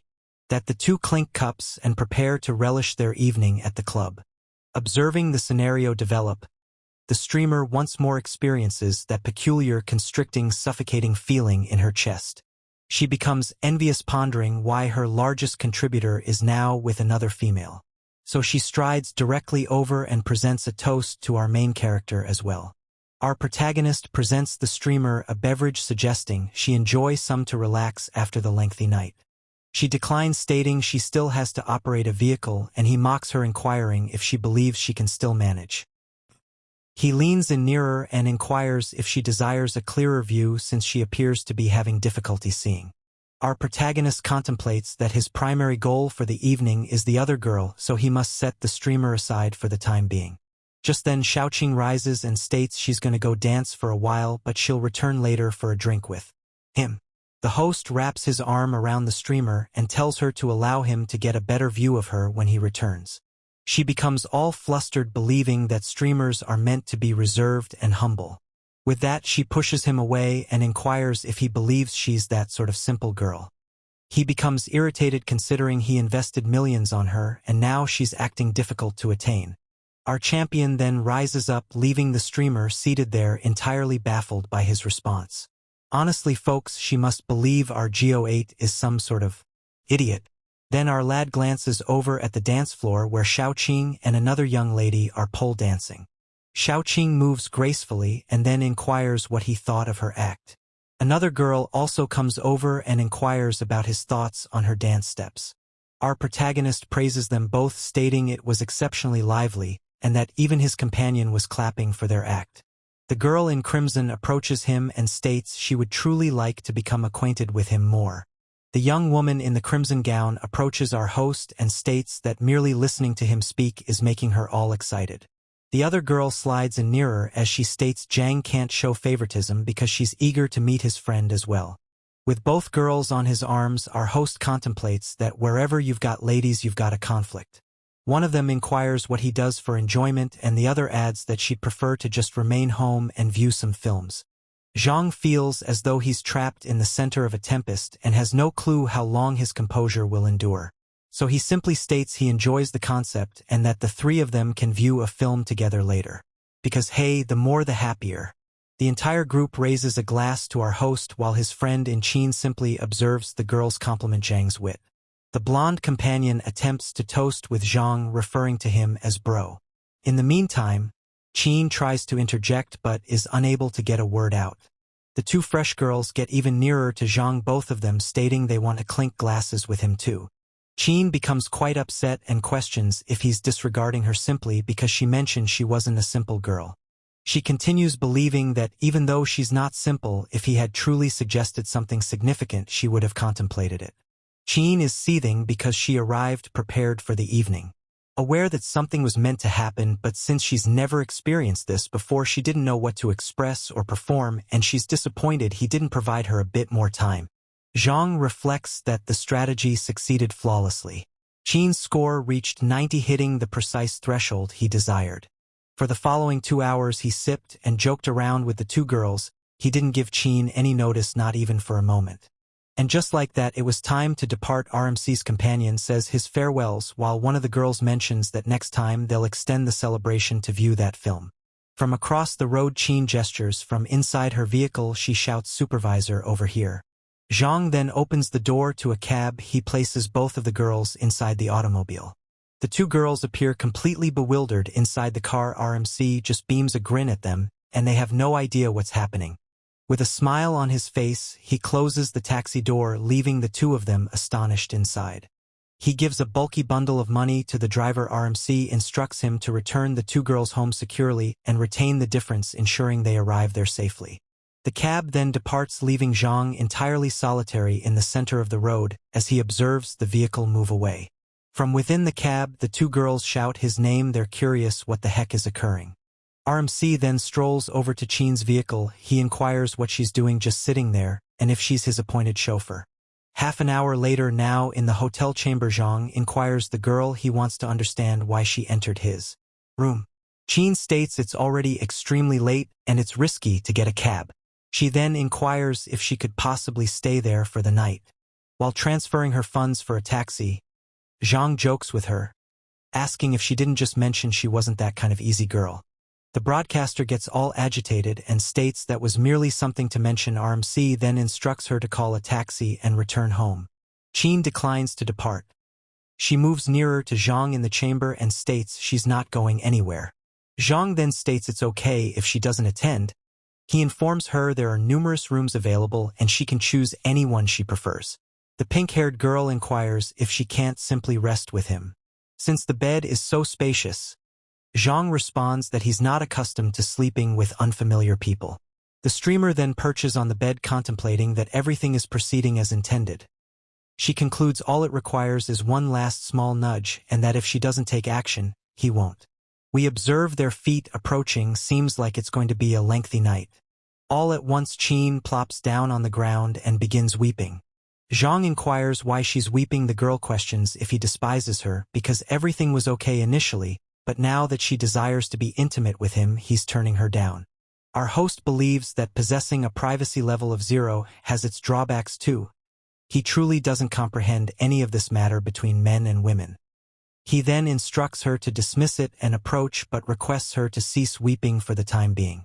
Next thing you realize the two get very near and share a truly unique moment. 30 seconds afterward, matters are only becoming more intense. Grasping his hand, Qin reveals her emotions. She states she genuinely likes Zhang Cheng. The tale reveals that she became enamored with him the instant she discovered he was Ding Hai Shenzhen, her enigmatic supporter from the stream. She ponders what girl doesn't fantasize about a Prince Charming appearing to save her at her lowest moment. With tears in her eyes, the streamer reveals her emotions once more. Our MC then draws her into a firm embrace. Zhang then lifts her up in his arms. He states he understands and that he won't expel her, instructing the girl to remain there for the night. The broadcaster reclines on the mattress. She appears prepared for whatever arrives next. Then our host gets nearer to her. The two begin exchanging all their affection. And just like that, the two lovebirds share an intense evening together, complete with little cherubs and everything to commemorate the occasion. The following day at an office, we observe Su Wan enter a room calling for Manager Yu. Yu, seated at her workstation, acknowledges her and inquires what she's doing there. Right then, Su Wan inquires if the manager recognizes our hero, and Yu affirms she encountered him on a journey. Yu then clarifies that she's preparing to sign an agreement with him, and that Su Wan shouldn't be hasty. Su Wan is stunned by this disclosure and inquires if the manager is truly going to resign from her position. Yu affirms she's moving to our hero's firm and that Su Wan will be the agency's inaugural artist. Hearing this, Su Wan wonders if she truly trusts him since our hero's firm is brand new to the scene. Yu states she has complete faith in our protagonist 100% because he's a dependable individual. Su Wan is still perplexed, pondering to herself why the manager relies on the MC so much. Unexpectedly, a staff member rushes in and declares that the reception contacted about a surprise awaiting downstairs. You promptly inform him to lower whatever it is, stating she doesn't wish to receive flowers or presents from anyone. But the man clarifies that the present is a vehicle and it's already been completely settled, so they can't truly decline it. Both ladies are astonished by the announcement, and Su Wan proposes they head down and investigate it.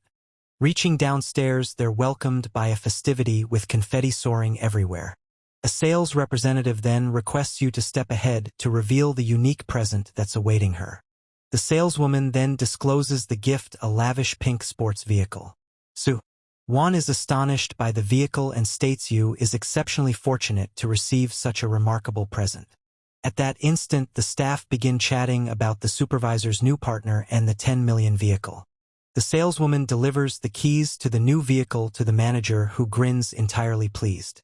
She inquires who dispatched the present, and the lady discloses it was our champion attempting to win her affection. Yu becomes sentimental, considering that no man has ever treated her this nicely, and her fondness level rises to 99. Back with our host, the system alerts him of her fondness level and provides him a unique reward bundle. The display reveals a refund card with a cap of up to 500 million and another quite intriguing item. Our protagonist then envisions that with this new object he could enjoy a pleasant time with multiple girls simultaneously.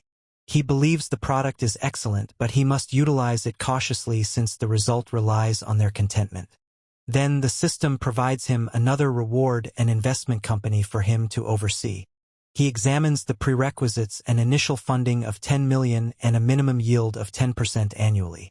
With a grin, he chooses to invest 500 million to launch the new company. The system verifies everything, and just then the broadcaster Kyo-hyun emerges, asking if she disturbed him. Our host gives her a hug and contemplates trying out the new card he received from the system on her right then and there. He then chooses against utilizing the card for now, stating it's preferable if they just relax for a while first. An hour later, they're enjoying breakfast and the girl requests him to cease making contributions on her stream. She clarifies that the platform takes a 70% share and that he's invested far too much on her. Our protagonist then inquires if she'd rather he simply transfer the funds directly to her. The girl is so astonished by his reply that she performs a complete spit take all over the table. Ashamed, she states he expended $2.5 million and that she feels remorseful about him spending so much. The hotel supervisor overhears the dialogue and is amazed by the sum our host invested in the stream. Our host informs her not to fret about it and she inquires if she can continue her broadcasts. He responds that he has faith in her and she can do anything she desires as long as it's all fine. Pleased, Kyo-hyun chooses to alter her content to culinary arts and searching for intriguing material online. He motivates her to pursue what she enjoys and advises her to inform him if any other streamers cause her issues again. The supervisor comes over and he requests to prolong his visit at the hotel for 2 additional months. Then our protagonist retrieves his credit card to settle the new prolonged accommodation. The supervisor is astonished and wonders if he truly has to remain in the city for that extended period. At this, Kyo-hyun reminds him that the daily fee is 80,000, not merely 80. With a grin, our protagonist states her supervisor wouldn't be too pleased to learn she's rejecting clients. The director contends that investing $4,800,000 for 2 months is a squander if he's not genuinely going to be present. Kyo-hyun consumes a strawberry and finds it strange that the manager is so worried about our protagonist. Inquisitive about the circumstance, our host chooses to utilize the system to verify her statistics. The system display indicates that her attractiveness is at 90 and her companionship is at 80 with confidentiality at 0. The primary character is astonished and questions why her camaraderie level is already so elevated. The supervisor ponders if the host's appearance was odd and if she may have revealed herself by being too direct with him. This prompts her to contemplate the other females surrounding the main character, and she begins to feel somewhat uncertain. And even realizing he already has 2 other females in his life, the more she learns about him, the stronger the attraction she senses. Reaching our hero's chamber, she sends away the housekeeper, stating she'll individually handle all matters inside. This desire to care for him appears to be something strong and she senses a compulsion to do things for him. She even discovers herself pondering what she would do if our young man requested something additional from her in that moment. Meanwhile, the primary character observes the manager's curiosity and finds the entire scenario entertaining, but he can't express anything. He then informs her not to fret and to simply proceed, as he doesn't enjoy matters becoming intricate. With the supervisor consents to do as asked and turns to manage the specifics of the documentation. As she's departing, a colleague encounters her and inquires why she has such a grave and anxious expression on her face. The supervisor then grins and states that, in fact, the customer is very simple to handle and hasn't created any issues at all. Her companion then grumbles that everyone is envious of her and that she'll likely be dead last on commissions once more. She persists in mourning, stating it's truly difficult to discover a fantastic client like hers who reserves for a whole week. The supervisor then grins with an aura of contentment while her associate urges her not to become disheartened. The companion then moves nearer and states that since her booking concludes today, the 2 of them can go relax together in the dormitory. The supervisor then dismisses her friend, stating she must locate the general manager to resolve a client issue. Her coworker is utterly astonished by the announcement and inquires if he's truly going to prolong his visit for 2 months. At this, she computes that the commission will be $240,000 and wonders why on earth she would offer him a reduction. Manager Wong then clarifies that he stated he would be departing in a few days and she would have felt terrible if she didn't assist him. With a smile, the friend inquires if the week has exhausted her and if the hotel client is attractive and delightful. Wong gets all embarrassed and her coworker observes saying he seems like a complete prize for being wealthy and attractive. Then the companion leans in and murmurs a suggestion where she would handle the client and provide the manager the complete commission. The supervisor advises her to remove her head from the clouds as he spends millions and can have anyone he desires. but the other lady insists. She exhales and ponders what our youthful Jiang truly feels about her, deep inside.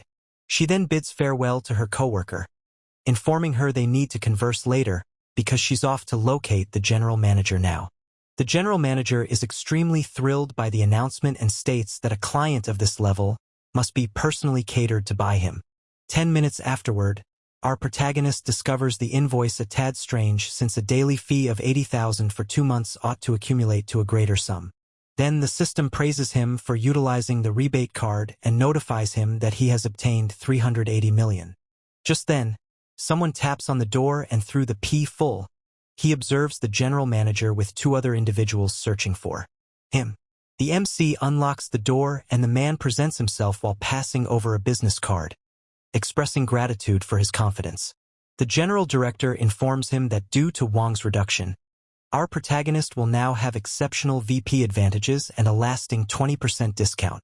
Our young man understands it was a markdown and reflects to himself that the manager's generosity nearly cost him 100 million in refund cash.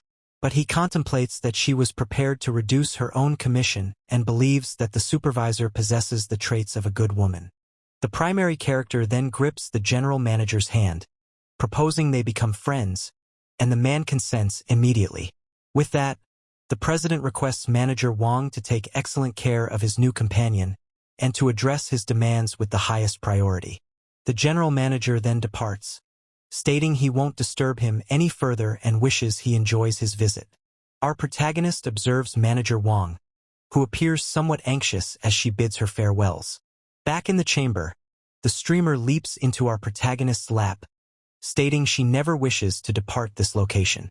Our young fellow then states he has tasks to complete, but if she wishes, she can remain there alone without him. She then grumbles that her companions asked her out and she aborted all her arrangements just to be with him. He then reassures her, stating he'll come locate her as soon as he's available, and she appears to concur. 1 hour later, our champion is departing and encounters you, who was anticipating outside gesturing at him. She then approaches nearer to express her gratitude and gives him a very tender kiss on the cheek. Unexpectedly, a man emerges gesturing and yelling at her, labeling her a rather insulting name. The man then intimidates her, stating she'd better wed him or he'll plunge himself into the river right in front of her. The primary character inquires if she hadn't already resolved this predicament with her wild ex-fiancé. She clarifies that the man won't cease pursuing her and even appears at her workplace, but she didn't wish to trouble the host. With it, the ex-fiancé then becomes furious and charges the two of being an unfaithful pair rendezvousing behind his back. You request our protagonist not to heed his foolishness and for them to simply depart. The ex-fiancé then entirely loses it, threatening to inform everyone everything and leap into the river, accusing them for what occurs to him. With that, he leaps forward and seizes you by the arm, leaving her utterly frightened by his actions. Noticing this, the protagonist steps in front of them and instructs the assailant to retreat at once, shielding you. Noticing his opponent's boldness, our protagonist seizes him by the collar and inquires if he's finally seeking to get his backside beaten right then and there. He then summons the security personnel and with a grin proposes 5 million to each of them if they assist him with his minor revenge plan.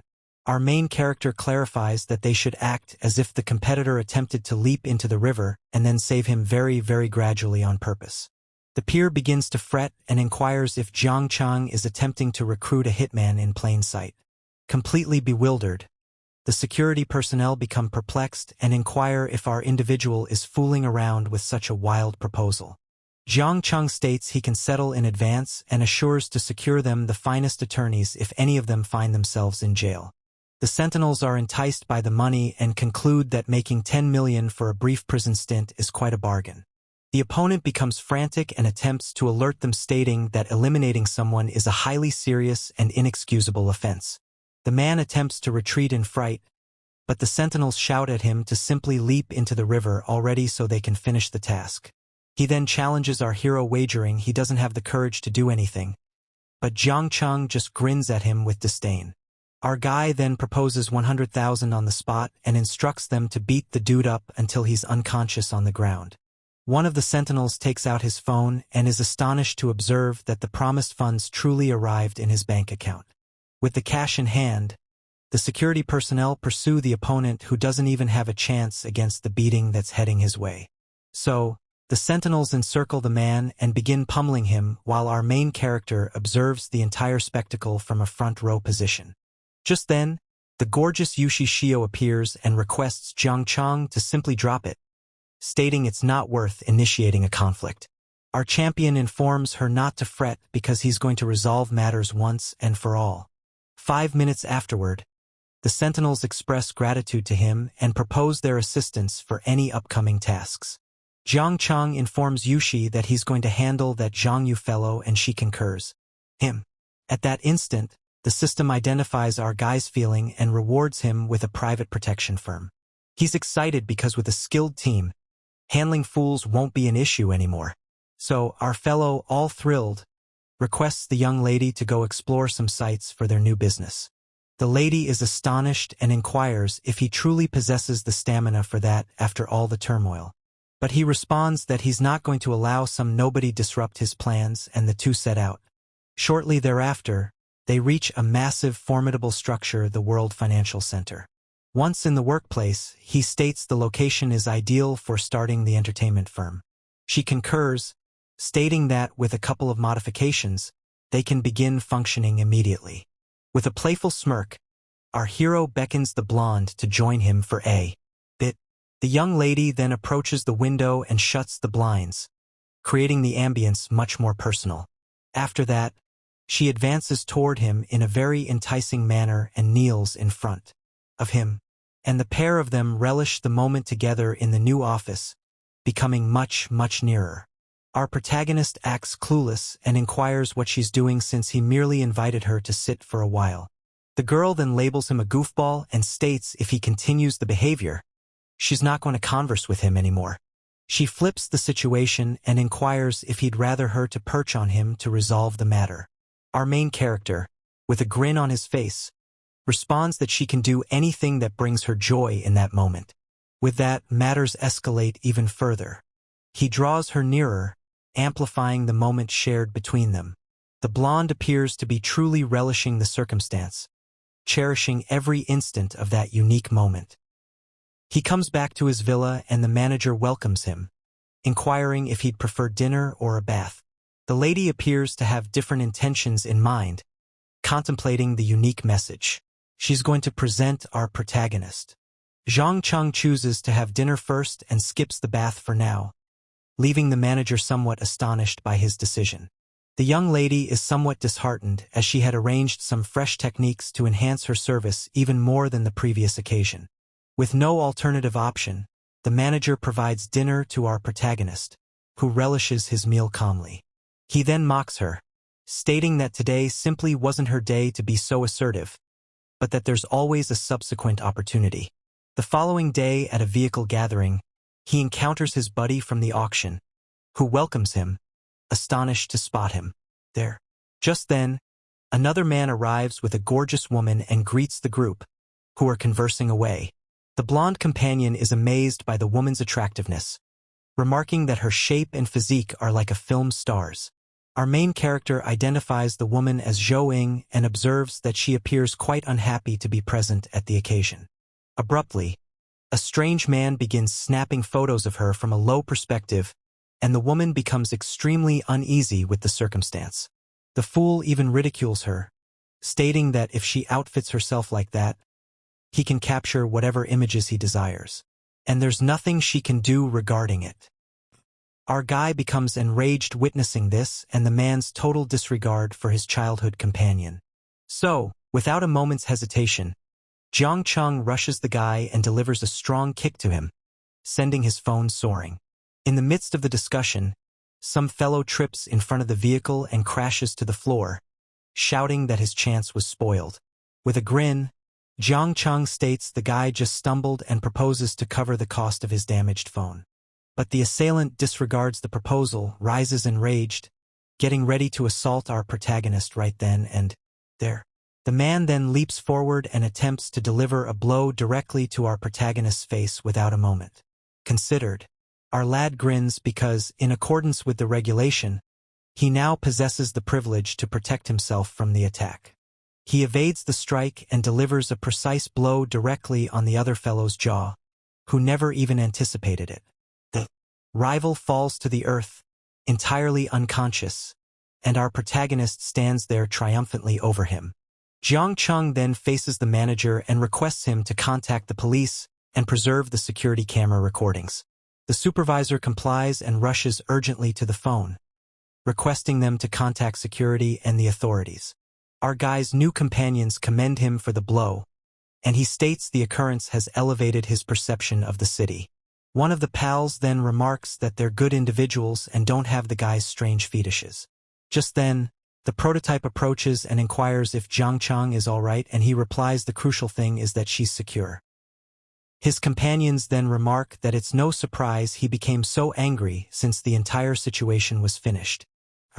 Our protagonist then clarifies that the young lady is his former classmate and her name is Zhou Ying. He then presents his companions Wang Zhang and Chun Hao to the girl, who welcomes them. The girl then inquires if he's present to examine vehicles again that day. Our guy states he's going to purchase a present for his father and invites her out for later. With that, she agrees to the invitation and mentions she'll ring after work, so he chooses to explore. A companion inquires if he's considering a supercar, and a salesperson promptly approaches. The salesperson then states the cost is 2 million and our hero asks about the delivery. The staff member verifies nationwide delivery and mentions they also assist with the vehicle registration. With a grin, our protagonist effortlessly hands over his car to complete the acquisition. Jiang Chang requests them to arrange a unique delivery ceremony to astonish his father. His companions are astonished that he would summon a supercar, something subtle, significant, right in front of them. One of them remarks that our protagonist is lavish for purchasing so many costly vehicles. The companion states he had to plead for a vehicle while our protagonist is presenting one to his dad. After settling the bill, he beckons the girl over to depart, contemplating how she's the most beautiful girl from their school. In the vehicle, he inquires if she's returning to school now that the holiday is finished. The girl discusses her family's insolvency and how she now must work to sustain herself. She states she doesn't mind about rumors because making her own income is more genuine. Our guy mentions a lovely woman like her shouldn't have financial issues, but she responds that nobody ever clarifies how to obtain it. She feels obligated to him for assisting her twice, and he chuckles, believing she appeared aloof but is genuinely very grounded. Our main character states it's all merely sustenance, so it makes no distinction, and they rush away in the vehicle through the metropolis. They reach a diner that resembles a farmhouse for the gathering with their companions. When they reach, their companions greet them and ask them to take a seat at the table they've arranged. One of the friends spots another fellow arriving and becomes irritated, questioning who summoned him to the gathering. He murmurs that the fellow's name is Wang Chong and he has some issues with their companion, so he recommends Zhang Chang treat him kindly. Wang Zhang welcomes the newcomer, who despises being referred to by a particular nickname and is joined by two girls. One of the fellows attempts to calm things down, stating they're there to make acquaintances, but the other fellow appears quite annoyed. Everyone takes a seat at the table, which is filled with food, and one of them praises the main course, proposing they begin drinking. 30 minutes later, the competitor brags about receiving a stock suggestion that's going to assure him a substantial gain. A man requests assistance, and Wang Chong provides him a discourse on selecting companions judiciously instead of choosing parasites. Chun Hao becomes enraged upon realizing the opponent's address was a not-so-discreet dig at him and our protagonist. So he faces the guy and demands a 2 million obligation from 2 years prior, since he's so wealthy with money now. The companion loses his composure and rises up, prepared for a confrontation, asking if the opponent believes he's unique for being referred to by the moniker Zhang. Chang attempts to soothe his companion, urging him not to spoil the celebration with negativity. The opponent becomes irritated by the disruption and bangs his beverage on the table, shouting about who granted him the authority to talk. As he performs, the beverage goes soaring and concludes up, marking the girl's whole blouse, frightening her. Our main character then reassures her and casts an intense look at the assailant. Sitting at the table, The opponent rises up enraged and shouts, inquiring what Wang Chang's issue is. One of the friends' inquiries is if the man only attended the event to cause trouble. Another associate thinks to himself that everyone's melody has altered and now they're all supporting Jiang Cheng. He cautions the guy not to create a disturbance since they're there for a shared friends gathering. Blondie gets annoyed and bangs the table, exasperated with listening to everyone praising the new guy. At that instant, our main character insists that he express remorse for soiling the model's attire. The young lady attempts to alleviate the situation, stating it's fine and that he doesn't have to be concerned about. Blondie declines to apologize and even labels him garbage, attempting to provoke a confrontation. Without a moment's hesitation, Jiang Cheng delivers a firm smack directly across the interfering Blondie's face. He swiftly transforms the guy into his private punching bag and delivers another slap on the opposite side for good measure. Our hero contemplates if the guy truly believes he's some sort of pushover to be disrespected like that. The attacker is stunned by the hurt and furiously reacts to how he had the audacity to strike him. Jiang Cheng cynically proposes he ought to perhaps consult a neurologist after those hits. Losing his sanity, the blonde fool seizes a chair to assault Jiang Cheng as a companion shouts for our boy to be cautious. But our host kicks the chair right back, sending it soaring into the punk's face. One of the friends informs the fallen attacker that he caused this for himself and tells him to leave. But the small brat rises with some assistance and intimidates Jiang Cheng, stating this isn't finished. Jiang Cheng inquires about the fool's history and discovers his family is in the culinary trade. Call and grin, he believes he's on the verge of discovering just how competent the opponent's family truly is. The model then inquires if she created any issues, but he replies it was nothing and invites her to depart with him. Jiang Cheng bids farewell to his friends, stating they've had sufficient to drink and it's time to go. The fellows apologize for what occurred, but he advises them not to concern themselves with the formalities.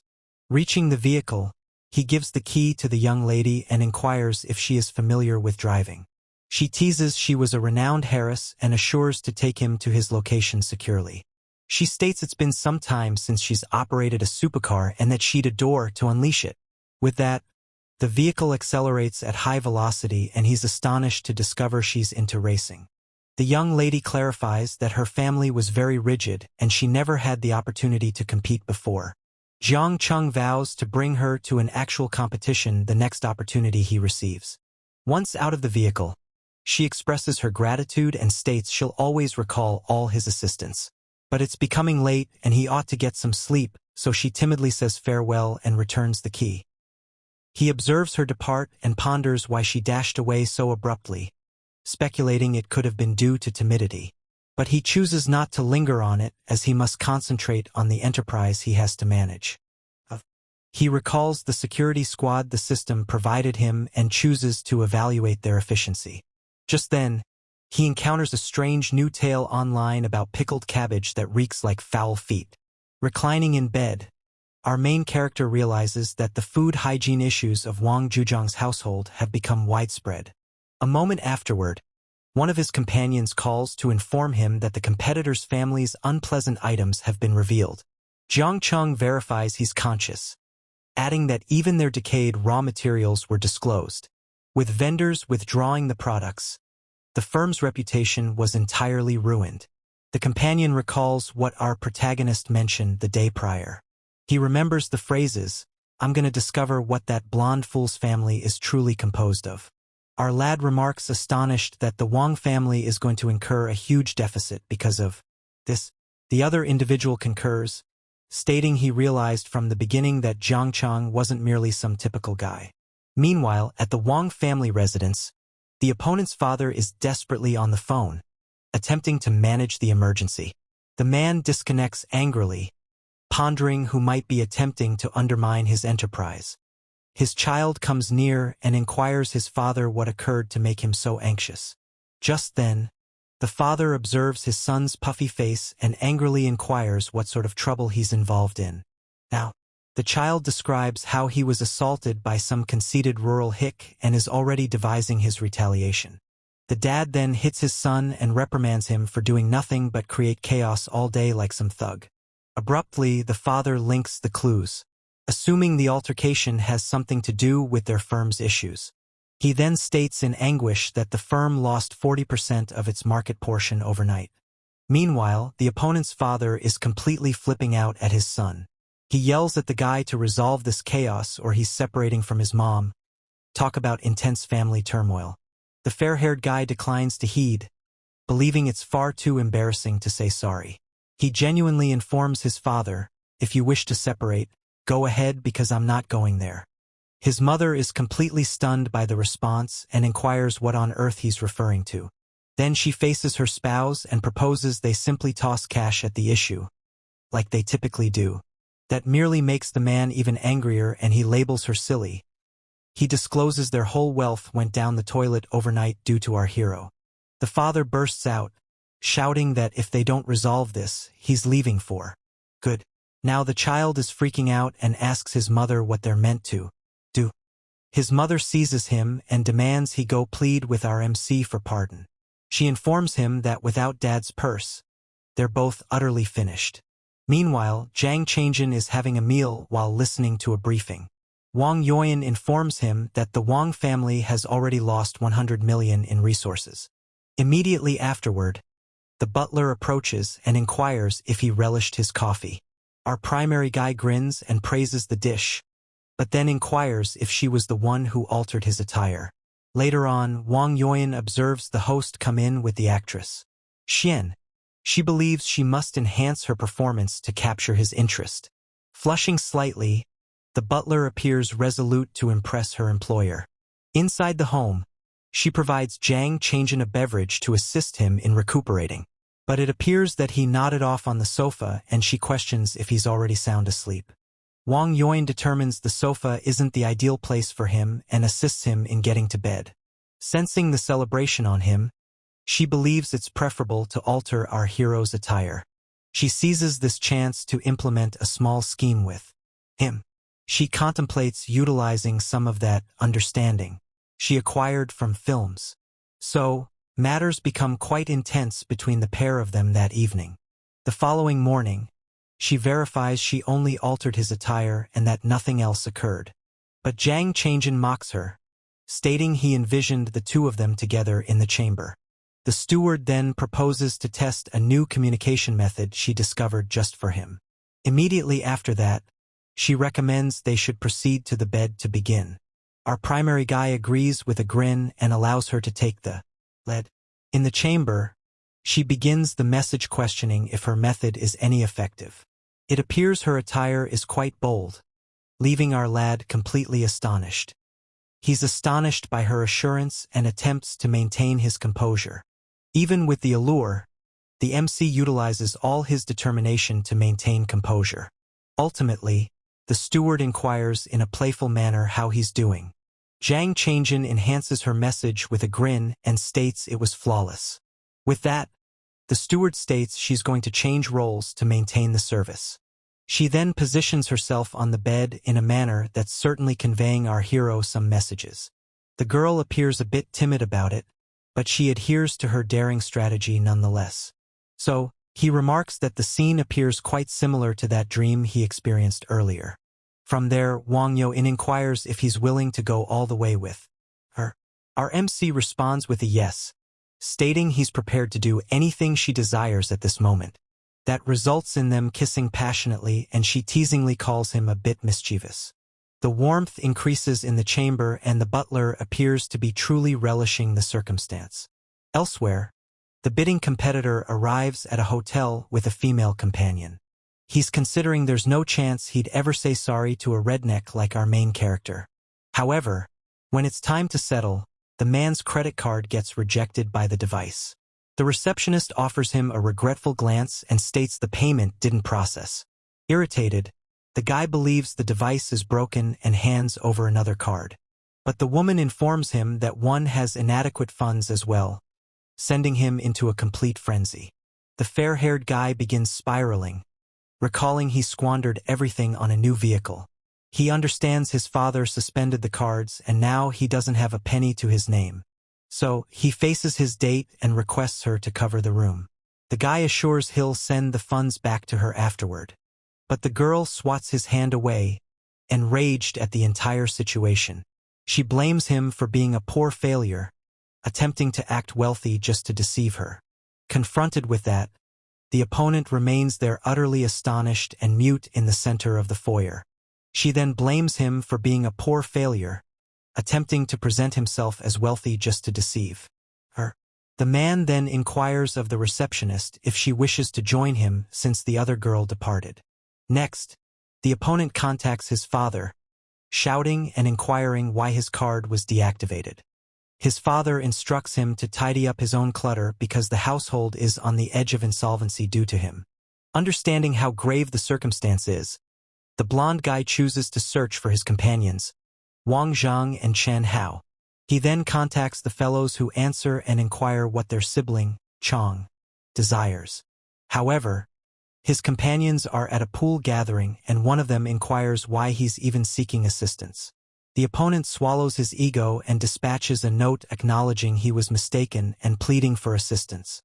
One of the companions is astonished by the apology and the adversary requests assistance in reaching Jiang Cheng. The companion named Wang states he can inquire but can't guarantee anything and the adversary appreciates him greatly. The other associate questions if Wang is truly going to assist him since our protagonist has it in for him. Wang responds that even if our main character pardons him, the fellow's family is already finished. Shortly thereafter, Wang contacts someone and invites them to a venue named Tex that evening. Next, he's observed in a bathtub messaging a girl and asking her to join as well. Subsequently, at 7:30 in the evening, our main character reaches the club and is welcomed by the guys. The girl reflects to herself that everyone confused her for Jiang Cheng's girlfriend and she somewhat enjoyed it. The team is then greeted into the club and one of them inquires what the strategy is for the evening. Our main character then requests 3 bottles of some premium liquor along with nibbles and produce. The club supervisor comes over and inquires if Jiang Cheng requires a team to liven up the celebration. However, one of the pals calls him out for being oblivious since our guy brought his partner along to have a great time. The supervisor acknowledges error and expresses regret, all flustered, stating he'll handle everything right away. Our hero's ally just observes the entire spectacle with a contented grin on her face. Immediately after that, the beverages come, delivered by 3 girls in rabbit costumes. The young lady then murmurs in his ear that she's eager to sample the wine but can't since she's driving. He replies it's no issue and that he'll fetch a few bottles for her to relish at home later. With that, her companionship level with him rises and she believes he's distinct from other men. Unexpectedly, the blonde opponent appears at the club and is astonished to find our protagonist sitting there. The girl becomes perplexed by his arrival, but our hero advises her not to fret about it. The adversary then bows, expressing regret and pleading for our guy to pardon him and leave his family in peace. Our main character, however, states that he isn't the primary individual he owes an apology to. The opponent is perplexed, so our protagonist advises him to consider thoughtfully about whom he truly needs to make amends to. Then, Jiang Cheng rises and states he stained his companion's garments and seeks an apology for her. The fair-haired guy then recalls what occurred in Bose, seeking pardon from the young lady with him. She, however, states it's fine and that he doesn't need to be concerned about what occurred. With that, her companionship level rises again and she believes our hero truly cares about her emotions. The opponent keeps pleading for them both to pardon him and not bear a resentment anymore. Our main character then labels him a rural simpleton and reminds him how conceited he was the evening prior. He then suggests that the man shattered 3 bottles over his own head to set things straight. The man is astonished and embarrassed as he never envisioned the rural simpleton would devise something like that. Our champion just gazes at him with a stern expression and inquires what he's going to do regarding it. Without wavering, the opponent seizes a bottle and shatters it with all his strength against his own skull. From the force, he falls to the ground, all bruised up among the broken glass and spilled beverages. Even hurt, he rises again and states he'll do the act to get his card unblocked. Our main character then applauds sarcastically, expressing gratitude for the memorable performance. The companions observing are astonished by how merciless the opponent was to himself. Reclining on the ground, a complete disaster, the opponent believes he's ultimately surpassed that obstacle. The supervisor inquires if he should summon medical assistance, but our protagonist simply instructs him to ensure the man gets out all right. The girl frets about the police, but he claims he never touched the opponent and offers her some milk. With the issue resolved, our hero seizes his beverage and suggests a toast to all present. Meanwhile, at the celebration, a girl in a rabbit outfit is contemplating that if she'd realized what she was entering, she never would have interfered with RMC. A man with rose-colored hair observes that even the city's leading tough guys are fearful of Zhang Cheng's strength. A moment later, our protagonist bids farewell to the model, while she requests him to rendezvous alone next time. She continues to state she understands he did all that merely to compel the other guy to apologize to her. With a grin, Zhang Cheng assures that no more weirdos will disturb her again. The girl then bids her farewells, informing him he's consumed too much to drink and needs to get some sleep. Our RMC transmits a message to cancel the assaults against the Wang family. The response returns, stating that Zhang Yu is collecting evidence against him to initiate a lawsuit. At the same moment, his associate informs that the competitor is still tormenting Miss Yushao every single day. Angry with the circumstance, he commands them to establish a snare to remove that piece of garbage from the nation by the following day. Reaching his chamber, Manager Wang greets our RMC in a very indicative manner. He draws her into a close embrace and inquires why she's acting so formal with him. The girl becomes agitated, stating someone could notice them, but he reminds her of what she mentioned previously. He continues holding her garments and proposes they enter swiftly, so no one detects them from the exterior. Once within the chamber, Zhang Cheng proposes that this time, they might enjoy some amusement on the sofa. We observe Zhang Yu at a pub with a companion, requesting a beverage named the Bai Lu Daemin. That's when he observes that 9 out of 10 men there are searching for another man at that bar. Just then, a voice note from his companion discloses that his significant other abandoned him for another man. Confronted with this information, the bartender comes with the beverage the fellow with the spectacles had requested. At this moment, Zhang Yu comes near him and proposes to purchase him a beverage to comfort the guy's shattered heart. With a sorrowful expression, the man in spectacles ponders how someone like him could ever discover genuine affection. Zhang Yu then guarantees him that affection does exist and presents himself to the heartbroken man. In reply, the man presents himself as Li Min, extending offers to hear his new acquaintance's issues. The man then expresses his feelings for 1.5 hours and Zhang Yu reassures him throughout the whole discussion. Thankful, Li Min replies that he must leave because he has a flight to board and the other inquires where to. He clarifies he's heading to Thailand on a journey he was meant to undertake with his former partner as a final goodbye. With that, Li Min bids his farewells and departs, leaving Zhang Yu solitary at the bar, pondering. Without delaying a moment, he takes out his phone and purchases a ticket for the identical flight to Thailand. He then arranges for a chance meeting on the aircraft to get nearer to the heartbroken man. The following day at the airport, our MC Zhang Cheng is strolling through the terminal showcasing a different appearance. A moment afterward, a man in a suit presents himself as Wang Shang, and the system displays his complete allegiance to our protagonist. Zhang Cheng inquires where Zhang Yu is, and his new accomplice states the individual is already at the hotel anticipating him. Reaching the location, our MC is welcomed by his security crew who have already arranged everything. Inside the chamber, we observe Zhang Yu bound and unconscious while Zhang Cheng instructs his crew to rouse him. Without a moment's hesitation, one of the sentinels tosses a pail of icy water in the man's face to rouse him from it. The opponent awakens drenched and with a cunning smile, remarks that he's fond of this type of rough activity. At this, our MC inquires him about why he's still infatuated with Yu Xiaoxiao. Upon spotting our hero, the man is astonished and inquires what he's doing there and what he desires with him. Losing his composure, our MC strikes the chair forcefully, sending his opponent to the ground without an ounce of compassion. He then treads on his downed opponent and reminds him that the next occasion they encountered, he would silence him for good. Desperate, the man pleads with him not to act impulsively because ending someone's life is against the law. With a harsh grin, Zhang Chung states that in Thailand, individuals unintentionally overdose every single day. The opponent panics and vows he'll never trouble you Xiao Xiao or anyone else again, pleading for his life. With that, our protagonist instructs Wang Sheng to seize all the man's cash, his phone, and his papers, leaving him with utterly nothing. He confronts him to return from Thailand with nothing, and if he succeeds, he'll regard it as destiny and leave him be.